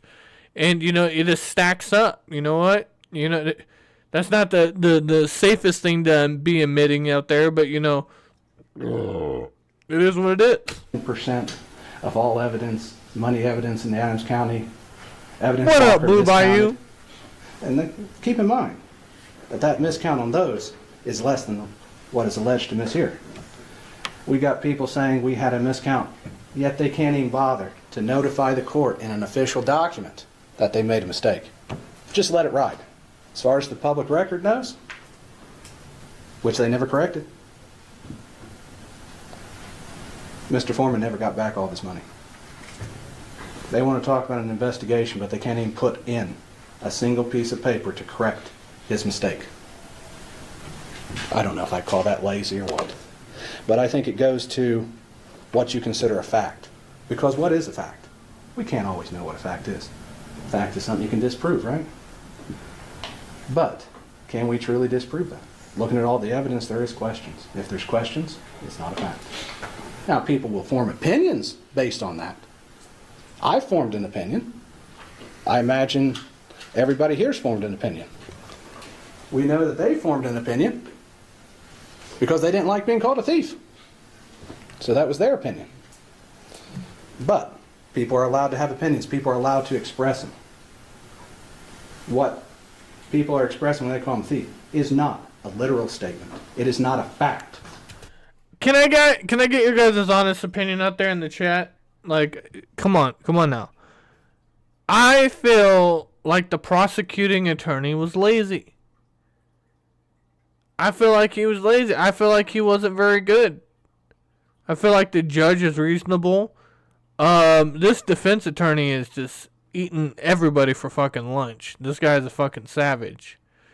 And that's crazy. I want to know his lore when he was bringing up like, oh, well, they called me a baby killer and they called me a crooked this and this and this. And I was like, damn. Like, what did he do to be called? Hold on. I'm gonna fucking look that up. Why was Afroman's lawyer called a baby killer?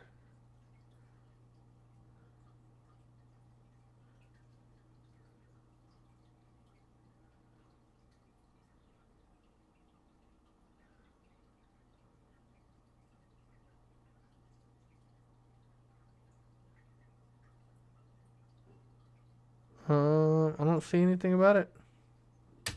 It is a social commentary on the fact that they didn't do things correctly.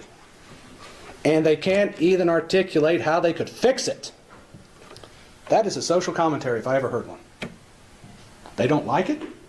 That's not their choice to like it or not. They're public officials. They're going to be held to a higher standard. Their work's going to be criticized. I mean, that's just what happens when you're a public official. No reasonable person would expect a police officer not to be criticized. They've all been called names before. Has it affected them personally? Yes. Miss Grooms testified it made no difference in her life. Her kids didn't take it seriously. And she's taught for damn near 30 years. But they seem to take it seriously. And I come back to Mr. Grooms. He's worried about going out on a call and being shot. Now, maybe I'm old-fashioned. But if I'm going out on a call, I'm worried about getting shot, I'm going to call my wife and tell her to be safe. Not sit here and go, I'm worried about me. That's not what you do. You take care of your family. Mr. Walters wanted to point that out. That just goes to show us he didn't take it seriously. Now, I'm not going to say they're not afraid. Anytime they go on a call, the highway patrol will tell you scariest thing's a traffic stop. You know nothing about the person. You're there by yourself, and things can change in an instant. Is that scary? Fuck yeah. I'd be scared. Things can change in an instant. Is that scary? Fuck yeah. I'd be scared. But if you're truly scared, you take the steps for it. You start having your family do stuff. You start doing that. If you believe what you're saying, you take the steps towards it. You didn't take the steps. No one else talked about how they took the steps either, did they? And why does that matter? Because a reasonable person is going to look at that. After all, let's go back to me not taking a shower. How would you know I didn't take a shower? Hair clumpy, probably matted, probably got dirt all over me. That's how you would see. That's how you would prove if that's an opinion or fact. Now, even then you might say Dave just fell in the mud. But no reasonable person would take it in the vacuum. And I want you to think about everything in context. What rap is music, how it's entertainment, how the language works on it, how jokes are made. I want you to think back to that, because that colors how you see it. I love picking on Joe. He's a good sport for it. Look at that suit. Does this look like a man who thinks that everybody's going to assume that everything he's saying is fact? I mean, I love how like a comedian. He exaggerates. I love how Lickum Lisa over there is still crying. She's fucking just crying her ass off. They are fucking pissed and fucking getting their nipples twisted right now, bro. For the sake of entertainment. That's who he is. I'm not going to say it's tasteful to everyone, but some people do find it entertaining. I asked an important question about them. I said, do you believe everything in the newspaper? No. Do you believe everything you read on the internet? No. We all know that to be true. A reasonable person knows that. People can post opinions, social commentary, and hurtful things all over the internet. And it is just to be expected. That's why we are supposed to use our own filter, use our common sense, use our experiences in life. So while hurtful, it was not fact. It was music, entertainment. Stuff that no reasonable person would understand. Especially not a public official. Because we see it on TV all the time. We see it on the internet. You see it on Facebook. Sometimes people want to turn off Facebook because there's so much political commentary and stuff. But that's expected. Do I expect everything I read's fact? I don't even think most of it's fact. I think it's everybody's opinion, and opinions are like assholes. Everybody has one and it stinks. But that doesn't mean they can't have them. That doesn't mean they can't express them, and that doesn't mean they can't make a song about it. Fucking Johnny Cochran over here, bro. Truth is a defense. That's why we talked about the theft. That's why we showed all that. Because I wanted you to see how the money was handled. There's a lot of confusion around it. And for that reason.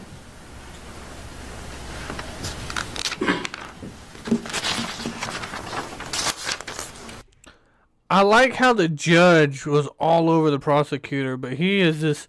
I feel like the judges over there, like, fucking filling out a maze or doing a Sudoku or whatever they're fucking called, and, like, just having the time of his life over there. He doesn't even care anymore. He's just fucking... Before I get to another point, I want to address something that's bouncing around my head. Bob says, what... Yeah, he's filling out a survey in the back of the Vanity Fair. What does this message send if you... Or Cosmo magazine. Find for Mr. Foreman? I rephrase that question a little differently. What does this message send if we find that music and social commentary, while maybe not the most tasteful thing in the world, is silenced because a public official, while hurt by it, yes, unhappy by it, yes, pissed off, yes, emotional, yes. What opinion does that sound? I mean, if you can sue people, music artists, comedians, to shut them down, that's what we're looking at here. I'm sorry they feel the way they do. But there's a certain amount that you have to take as a public official. It's part of the duties as a job. As we talked about during voir dire, as I've talked about them being called a baby killer, there's certain things you take and you move on. It's part of the job.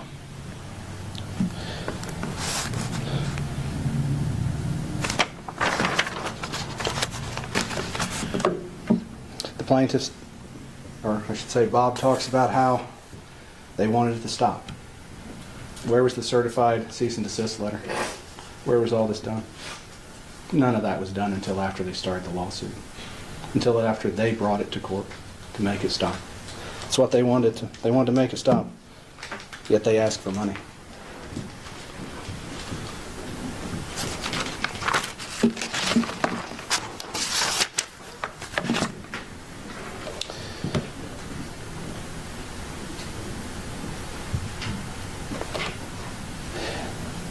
The commentary on them is nebulous at best. You can see that when you look at it. We have Beetle Bailey, Gomer Pyle, Colonel King Kong Bundy. Some of these names are not as bad as others, yes, but they're all for artistic purpose. They're all for jokes. They're all for entertainment. This is not to paint them in a real life. No reasonable person would think that.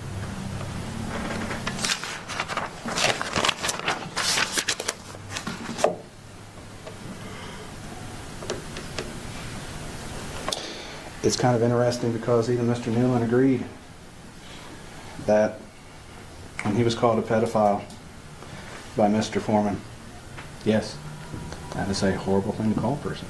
But even he said it was Mr. Foreman's opinion.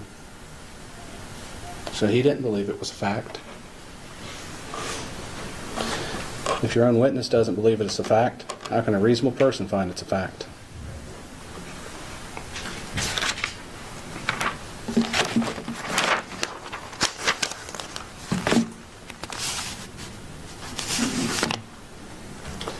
Bob went to great lengths to say nothing will stop him. Shows us where we're at. We got to stop his expression. We got to stop entertainment. We got to stop exaggeration. That's what Bob's talking about. What chilling effect does that have on the world we live in? Think about it. You don't like what a commissioner does. You don't like what our prosecutor does. You don't like what any public official does, and you make a joke, and you're drugging the court. It may not have been a tasteful joke. It may have been a bad joke. It may have been the greatest joke ever. But what we're saying is if they don't like it, we're back here. What does that say to freedom of speech? What does that say to the world we live in? That's what this case is about. And Bob knows that. That's why he mentions it. That's why when you look at defamation and the jury instructions, you'll see that the first element of it is a statement. Portrayal of fact has to be portrayed as fact. No music video portrays as a fact. I don't watch Fuck Those Police and turn around and say, you know what, that's a fact. No. I say that's a song, it's entertainment, and move on. Sometimes I try to figure out what the words mean, what kind they're getting at, but I don't expect them to present a fact. Fourth element is the proximate cause. It's an interesting question there, because you'll get the definition of causation and proximate. And we never talked about that really during the trial, and it's going to be something that I want to discuss. They talked about getting phone calls. None of those posts. Joe never said, call them and tell them this. Mr. Cooley testified that they mailed pound cakes to the office. Joe never said send them a lemon pound cake. These are things that other people have done. Joe never directed them to do it. He didn't cause it. He made a joke. He cannot control how people take it. What they do, he's not that. All he can do is make a joke, make a song. So that's something to consider. Was he the proximate cause, or was it someone else? I want you to understand when they get to the question of malice, if you get that far, it has to be actual malice. Public officials, it's a higher standard. Why? Because we hold public officials to a high standard.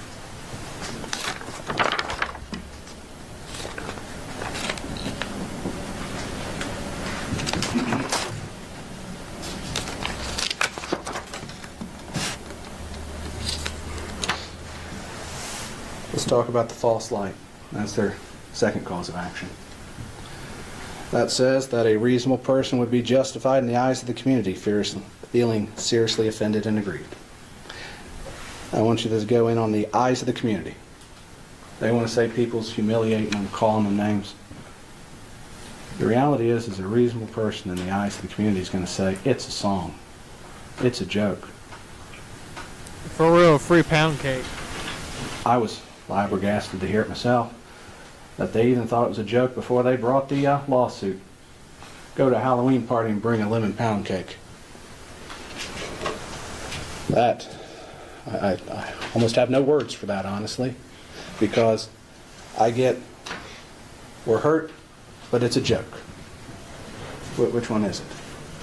So a reasonable person in the eyes of the community would understand it's a joke. Mr. Estep testified about the joke of the shirt. We got the pound cake joke. There's various jokes for this. This was not as negative. This has not changed their view in the eyes of the community, because your reputation, which is what they claim is hurt, your reputation is like a shirt. You eat a hot dog, you drop mustard on it, you get stains on your shirt. Nobody's reputation is clean. Everything you do affects your reputation. The way you perform your job affects your reputation. They all admitted to that on the stand because I asked that question. They all said it does. How they counted that money affects their reputation. People can form opinions based on how they did their job and criticize them on it. That's a right we have.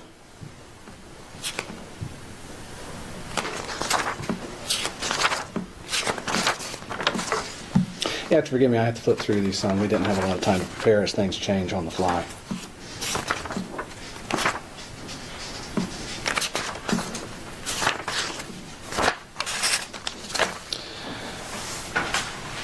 I think as you go back and deliberate, take a look at all the exhibits, analyze it in the context of music, entertainment, opinion, social commentary.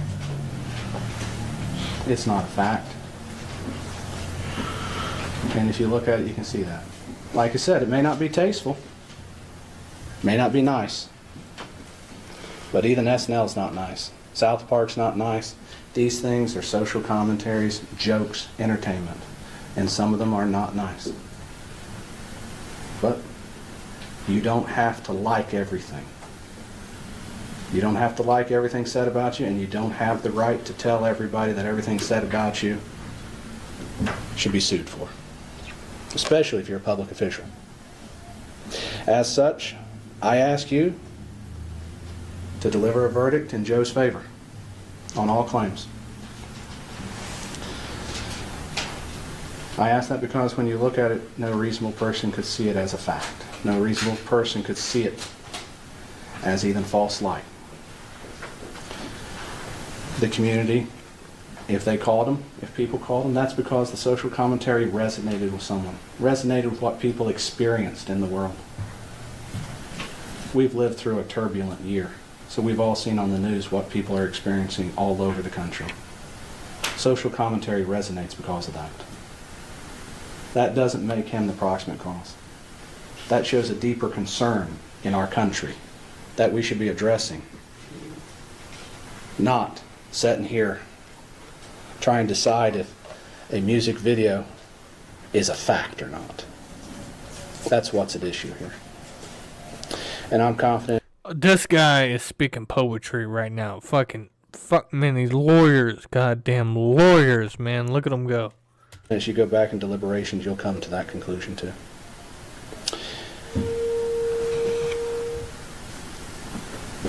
And with that, I thank you again for your service, because it is not easy, and what you're about to do is not easy. It takes time and deliberation. It takes hard work. And I appreciate that you guys are willing to do it.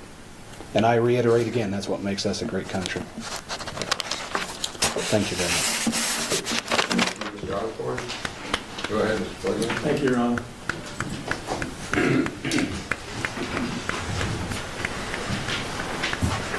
Watch, he has no energy, he has no compassion, he has nothing. Like, the fucking prosecuting attorney fucking sucks dick, dude. Nothing Mr. Osborne said about sexually explicit songs out in society refer to specific people in the community like the songs that are at issue here. It's not the same thing. We all know that. These weren't opinions. Mr. Foreman didn't say, in my opinion, Brian Newland is a pedophile. In my opinion, they're all thieves. In my opinion, I fucked his wife doggy style. He said it like they were facts. And I think Judge Hine is going to instruct you, based on everything that's happened so far, that these were not opinions, they were stated as fact, and your job is to decide whether those facts were true or not. And we know they're not. The case isn't about lemon pound cake. It's about Cake. He sees my cake and my porno mag call boom boom. Something happened to his camera on the way to the evidence room. Mama's lemon pound cake. It tastes so nice. Make the sheriff wanna put down his gun. I'm just saying, out of all the cops that had to deal with some bullshit, I'd rather be the lemon pound cake guy. You know, I don't want to be the pedophile. I don't want to be, you know, the cheater. I don't want to be, you know, look 'em down low Lisa. The lemon pound cake, I'll fucking take it. All right? intentional lies designed to hurt people, and they hurt people.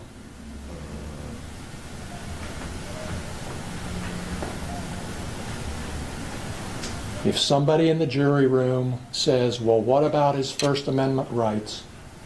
You know, and the law tells you, that doesn't allow lies that hurt people. If someone tells you it's just artistic expression, he ought to be free to say what he wants, the answer is he's not allowed to wrap up harmful lies into songs, so-called art, put them out there, and get away with it. The packaging of the lie doesn't make it okay. The message was clear. And Mr. Foreman doesn't get to wrap himself in the American flag and say, you can't touch me, I can say what I want, no matter how untrue it is, no matter how much pain it causes people, no matter for how long, because I have freedom of speech. Freedom of speech. You can't do America. that. I'm confident you'll tell him he can't do that. Tell that black man what to do.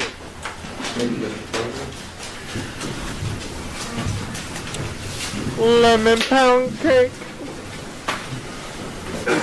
Let me acknowledge the Mr. Osborne. Your Honor, I didn't mean to interrupt you. My thing is, I was going to ask before we read the jury instructions if I could use, if we could restroom break for that, because I know it's going to take some time to read it. Everybody's going to stand in their seat and stretch. Nobody's going to leave the room but you. Because you're pretty prompt with that, so go for it. Thank you. I'll just stand up. Blood flowing. Well, you're on my team.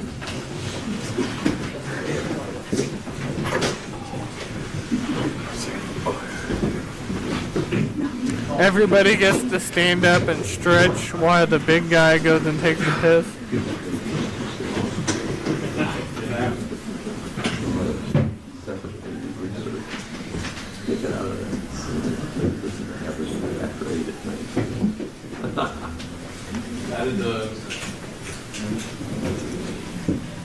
R.I.P. Lucifer.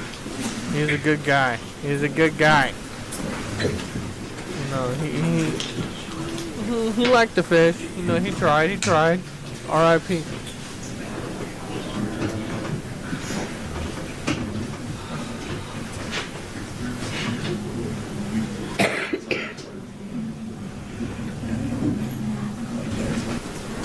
Often the lawyers start with the jury instructions when the case comes in the door.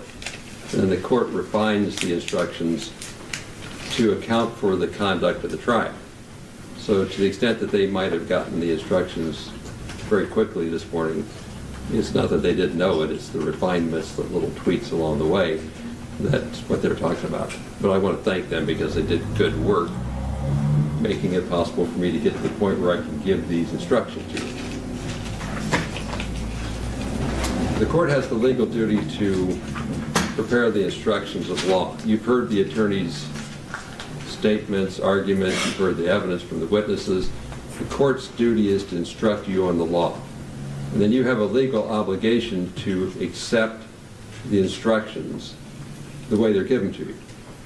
It's your sworn duty to do that. You cannot apply what you think the law ought to be. You're obedient, as I am obedient, to the rules of the law. A person who claims that certain facts exist, in this case the plaintiffs, have to prove them, in this case, by what's called the preponderance of the evidence. You've heard me say this before. I'm going to try to go over things you know. But the obligation is called the burden of proof. Plaintiffs have to prove their facts by a preponderance of the evidence. Preponderance is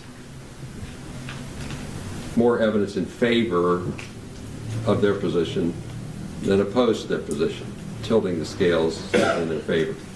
There's one element that has a different burden of proof. Clear and convincing evidence, a higher amount, a greater weight of evidence has to be proven with regard to the knowledge or the motive for publishing. But generally think, okay, can the plaintiffs prove their case by slightly more evidence in their favor than evidence opposed to them? There's two claims, what we've called defamation and, secondly, false light invasion of privacy. In your deliberations, each of those claims is deliberated separately because there's separate rules for each. I'll give you more. But there's separate law. Knowledge, it's false. Determination, not that hard to understand. It happens all the time.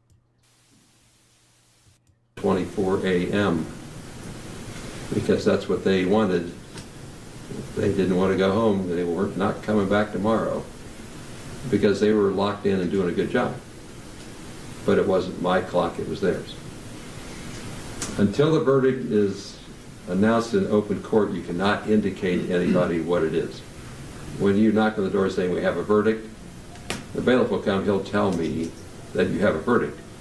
The foreperson brings the forms out here, and you hold on to them till everybody's here, and then we open the verdicts in front of all the parties.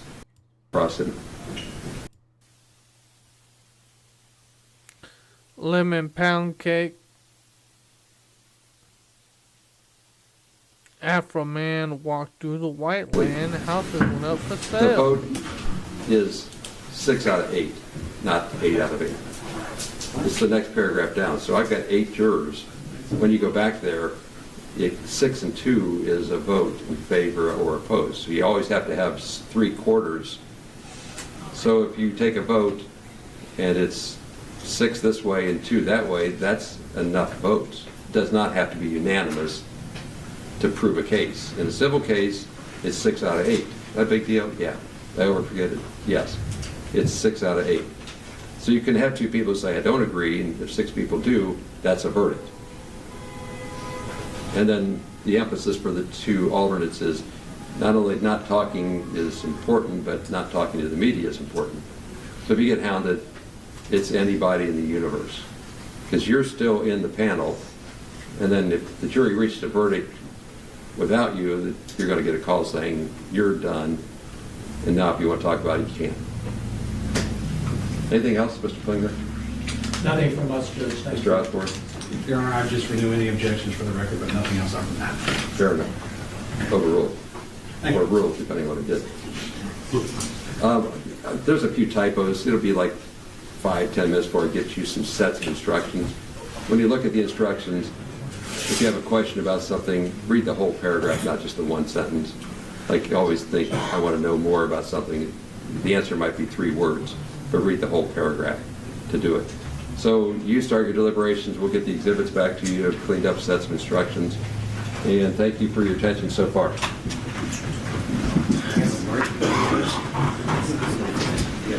When's lunch? Yeah, are you taking our lunch order? I sure am. Shirley, will you get their phone numbers? Yes, I will.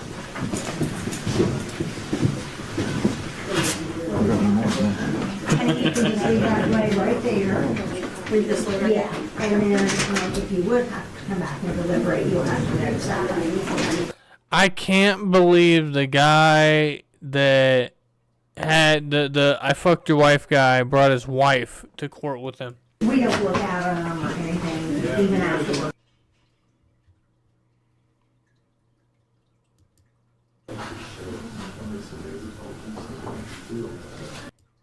With art. Correct? Yes. Thank you. So if you'll hand the verdict forms to the bailiff, he'll hand them to me so I can Let's take get a look the verdict. at them. I looked at the form of the papers, essentially to see if they're properly signed. So that's the next thing that happens. Historical moment. Thank you.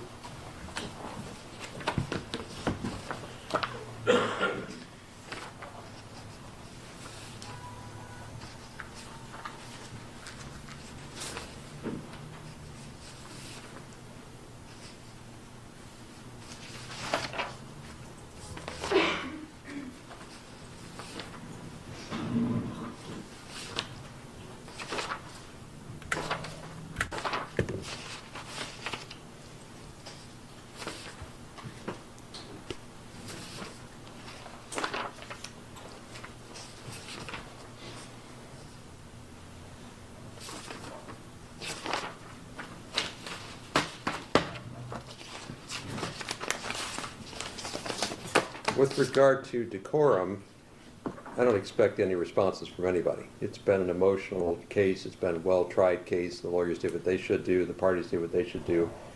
I just want to remind everybody that how the verdict comes out isn't something of public comment. So if you have an emotional attachment to the verdict, don't express it. Wait till you get out of the building before you let your emotions out. He said go outside and cry. Eat that pussy like pizza.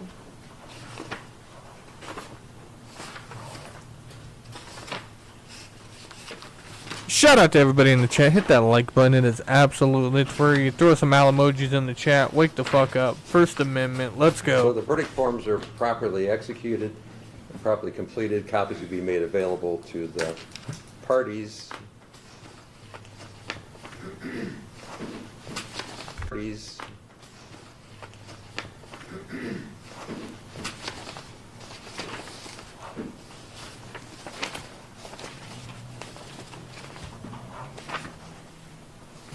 In all circumstances, the jury finds in favor of the defendant. No plaintiff verdict prevailed. So the matter will be concluded with defense verdicts. Thank you, Mr. Klingler. Thank you, Mr. Osborne. Thank you to the court staff and the Sheriff's Department for security in the building. And we'll go ahead and stand in adjournment. Thank you. You're welcome.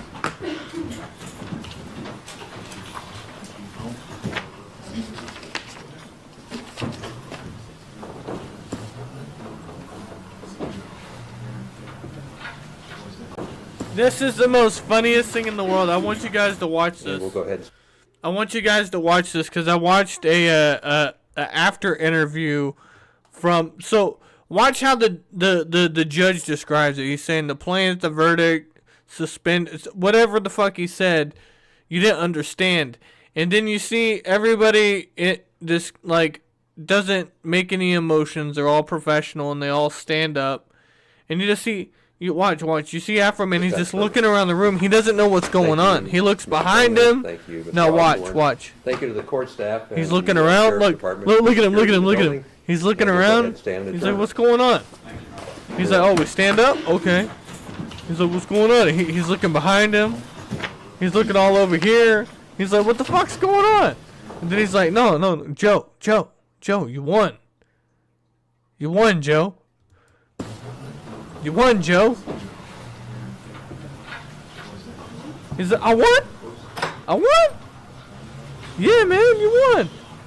He's like, yeah. Look at him. They're trying to sue him for millions. Motherfucker over here just like, I just won. He's like, the glove didn't fit. Apparently, pretty good at it. Oh, that shit's funny. He said he had no clue until his lawyer told him to calm down. He's like, what?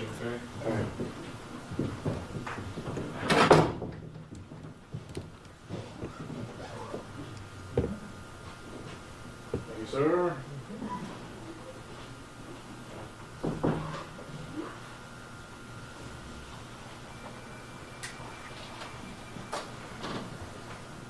Dun, dun.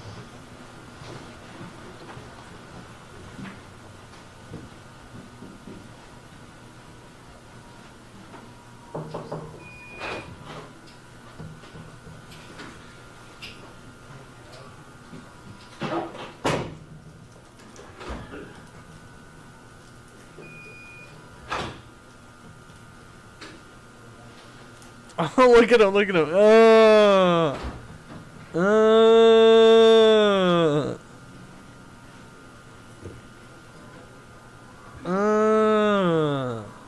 Look at little Lisa.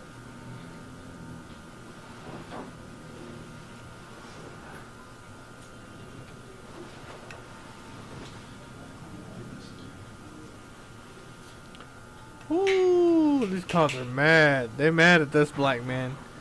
I think it's gangster that he wore sunglasses. I didn't know you could wear sunglasses. I thought that the court would make you take off the sunglasses because judges can do that. Wait, hold on. I need to look that up. Can you wear sunglasses when you're in court? Generally, you are not allowed to wear sunglasses in court because they are seen as inappropriate attire. Judges usually require them to be removed, as do bailiffs, unless there's a documented medical reason, like extreme light sensitivity. For legal advice, consult a professional. Oh, Afroman probably said, man, my eyes are bad. Literally, that's what we're waiting for. I was like, Why was Afroman allowed to wear sunglasses in the courtroom? I'm here to comply with whatever.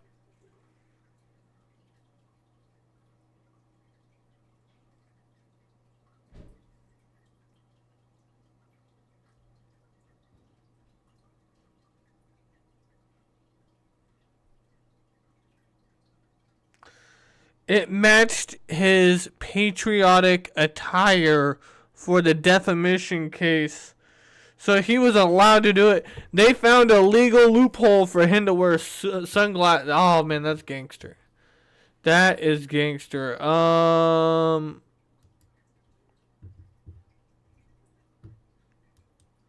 Outside this Adams County courthouse, the sound of victory. After jury sided with the musician Afroman, whose real name is Joseph Foreman, after a days-long civil defamation trial. Afroman speaking to WCPO right after the verdict. I didn't win. America won. America still has freedom of speech. It's still for the people, by the people. The jury finds in favor of the defendant. 7 Adams County Sheriff's deputies sued the musician. They argued Afroman used security video from a 2022 raid of his home and put it in music videos using deputies' likeness without permission. There's damage to reputation, there's pain and suffering, there's public humiliation.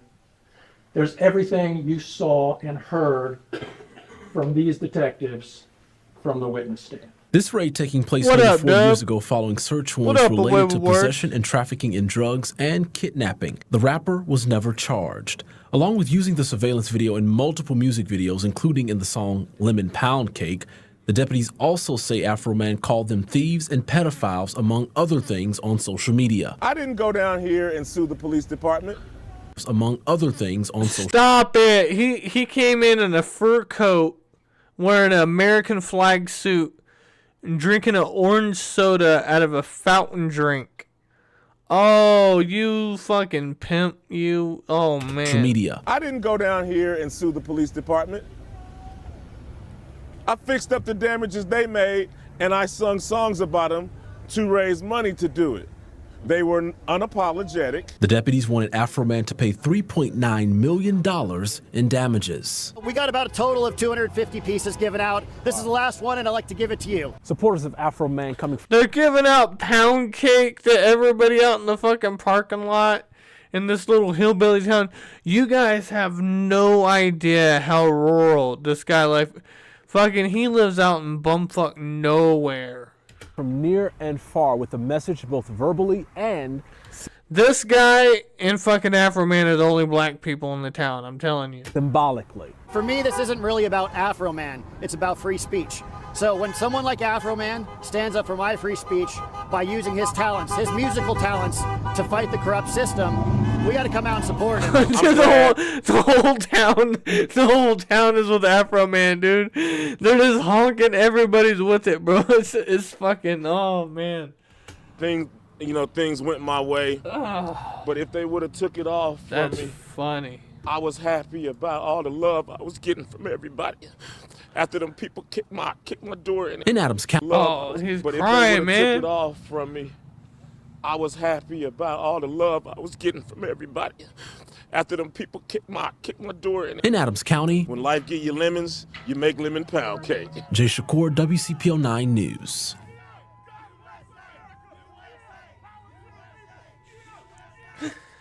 He's surrounded by the most whitest people ever in the history. Oh, that's fucking funny. Oh, man, look at him. Look at him, dude. That is some Midwest shit, man. What happened to Palmdale, dog? DJ Vlad is already fucking putting out new interviews and shit. That shit is hilarious.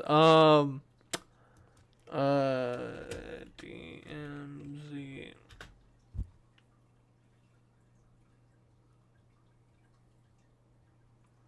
Lemon pound cake. Outside this. I'm here to comply with whatever you want to tell me You're to about do. to talk yourself into jail. For what? Because For you're what? being aggressive.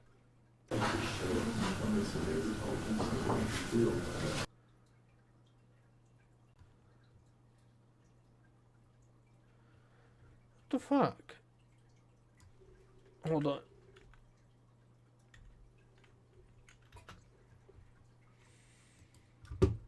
He wasn't going to help me put it. One of the officers, he came up and apologized to me yesterday, and he was telling me how he's a Christian and, this, that, and the other.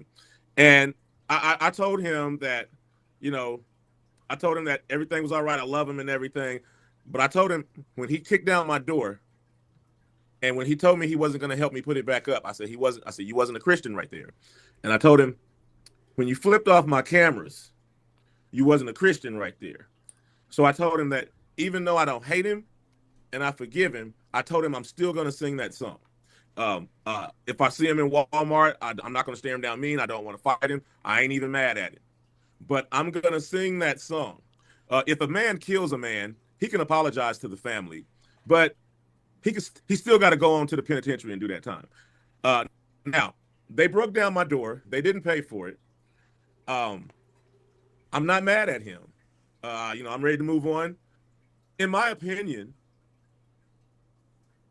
if the plaintiffs would have won, I believe that judge would have read everything like some Englishman in a square, like, here. The plaintiffs, they get this, that, the other. But I think he looked through the paperwork and he's seen that I got cleared on everything. And I think he was so mad that he wanted to stay professional without showing his emotions. And he summed it up as short as possible. And he just disappeared. And we all had to figure out that court was over and we could go. And my lawyer had to come over and tell me that we won. He had to whisper to me because I didn't know what was I'm like, hey, what happened? I didn't know what he said. He said something really brief and quick. And my lawyer said, hey, he whispered, he said, we've won. I didn't know how it was going to go, but I knew I did the most peaceful, civilized thing I could do, I thought, to raise money to pay for the damages. I knew they had no business coming to my house in the first place. That's one of them lessons you learn from your dad. You know what I mean? My dad used to tell me, I'm not going to whoop you for fighting. I'm gonna whoop you because you was over there. Because if you wasn't over there, you wouldn't have gotten the fight. And that's a lesson, in my opinion, they should have learned from their daddy. At the same time, I always figured I had freedom of speech. That's why I didn't feel like I was committing a crime. I thought I was doing something legal and positive when I made these songs, to be honest with you. Yeah. Because coming up, you hear we have freedom of speech. I even got a single out. It says, "Don't you remember? You said I had freedom of speech." So, I took it for granted. I always thought I had it. So when the cops left, I thought I was being a peaceful civilian kicking a can in my backyard, writing some songs, trying to sell some tapes, kicking a can in his backyard. From the entire experience to pay for the damages.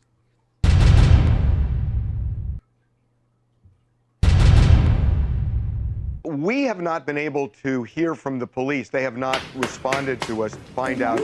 What can I say? What can I say? Beat the cobwebs off this thing. Ow! Hit on that thing. Huh? Hit on that thing. Let's go, let's go! Hit on that thing. Hit on that thing. Hit on that thing. Big style, Afroman, do it, girl. Do it, do it, do it.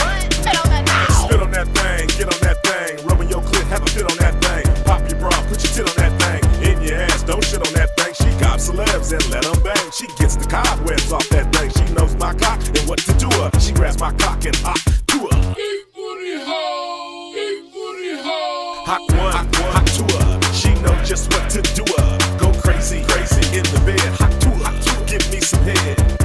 Spit on that thing, get on that thing. Ain't getting married, quit on that ring. Grab my dick and spit on that thing. What can I say? What can I say? Beat the cobwebs off this thing.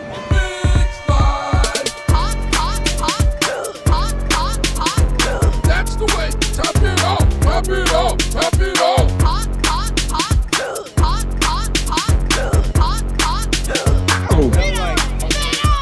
What can I say? What can I say? Beat the cobwebs off this thing. Hey! Hit on that thing. Hit on that thing. Let's go, let's go. Hit on that thing. Hit on that thing. Hit on that thing. Do it, do it, do it. Hit on that thing. Get it, get it, get it. Hit on that thing. What can I say? What can I say? Beat the cobwebs off this thing.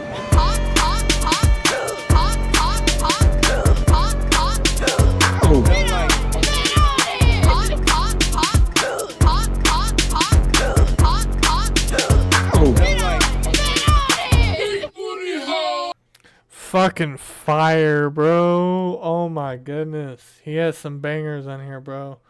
He does. He does. Hey, sugar, how you doing? I take you home, baby.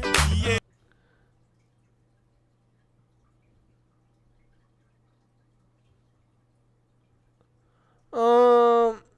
Let's kick it with one of the originals, man. Which one did we not play? Let's play Freedom of Speech, and I'll see you guys later. I appreciate everybody tuning in for this 3-part series. Sorry that episode 2 got taken down for a couple hours. I had to remove some of the copyrights on it, but it is back up and ready to go. If you ever feel like you missed out, always go over to our Rumble account. Whatever you see over here, it's going over there. So, yes, sir. Shout out to Dub. Shout out to The Way with Words. Shout out to Ricky Bobby. Shout out to Brom. See you in the next one. You said I had freedom of speech. Now I'm getting sued because of what you teach. America should practice what she preach. Don't amend it. My First Amendment right. I'm getting sued by the rude dude who left my door unscrewed with a sarcastic, smart aleck attitude. I'm getting sued for telling the truth, posting videos, selling my proof. How can you take me to court when you stole my money and it's $400 short? You vandalized my property, then you filed a lawsuit properly. I'm a rapper, so I'm rapping. What? I can't talk about what happened? Videos I expose might cause a riot. Is that why you want me quiet? You can walk in my house with a gun. I can't talk none and have a little fun. It's okay if you kill me, but it's wrong if I rap and people feel me. Come on. Don't you remember you said I had freedom of speech? Now I'm getting sued because of what you teach. America should practice what she preach. Don't amend it. My First Amendment right. I can't protect my kids, I can't protect my wife, I can't protect my property, I can't protect my life. I can't rap on stage or my social media page to express my outrage. I'm not on their social media page. Mad cause they came through my house with gays. In front of my son, you tried to do me. I raise funds, having fun, now you sue me. You lied, then tried to make me die.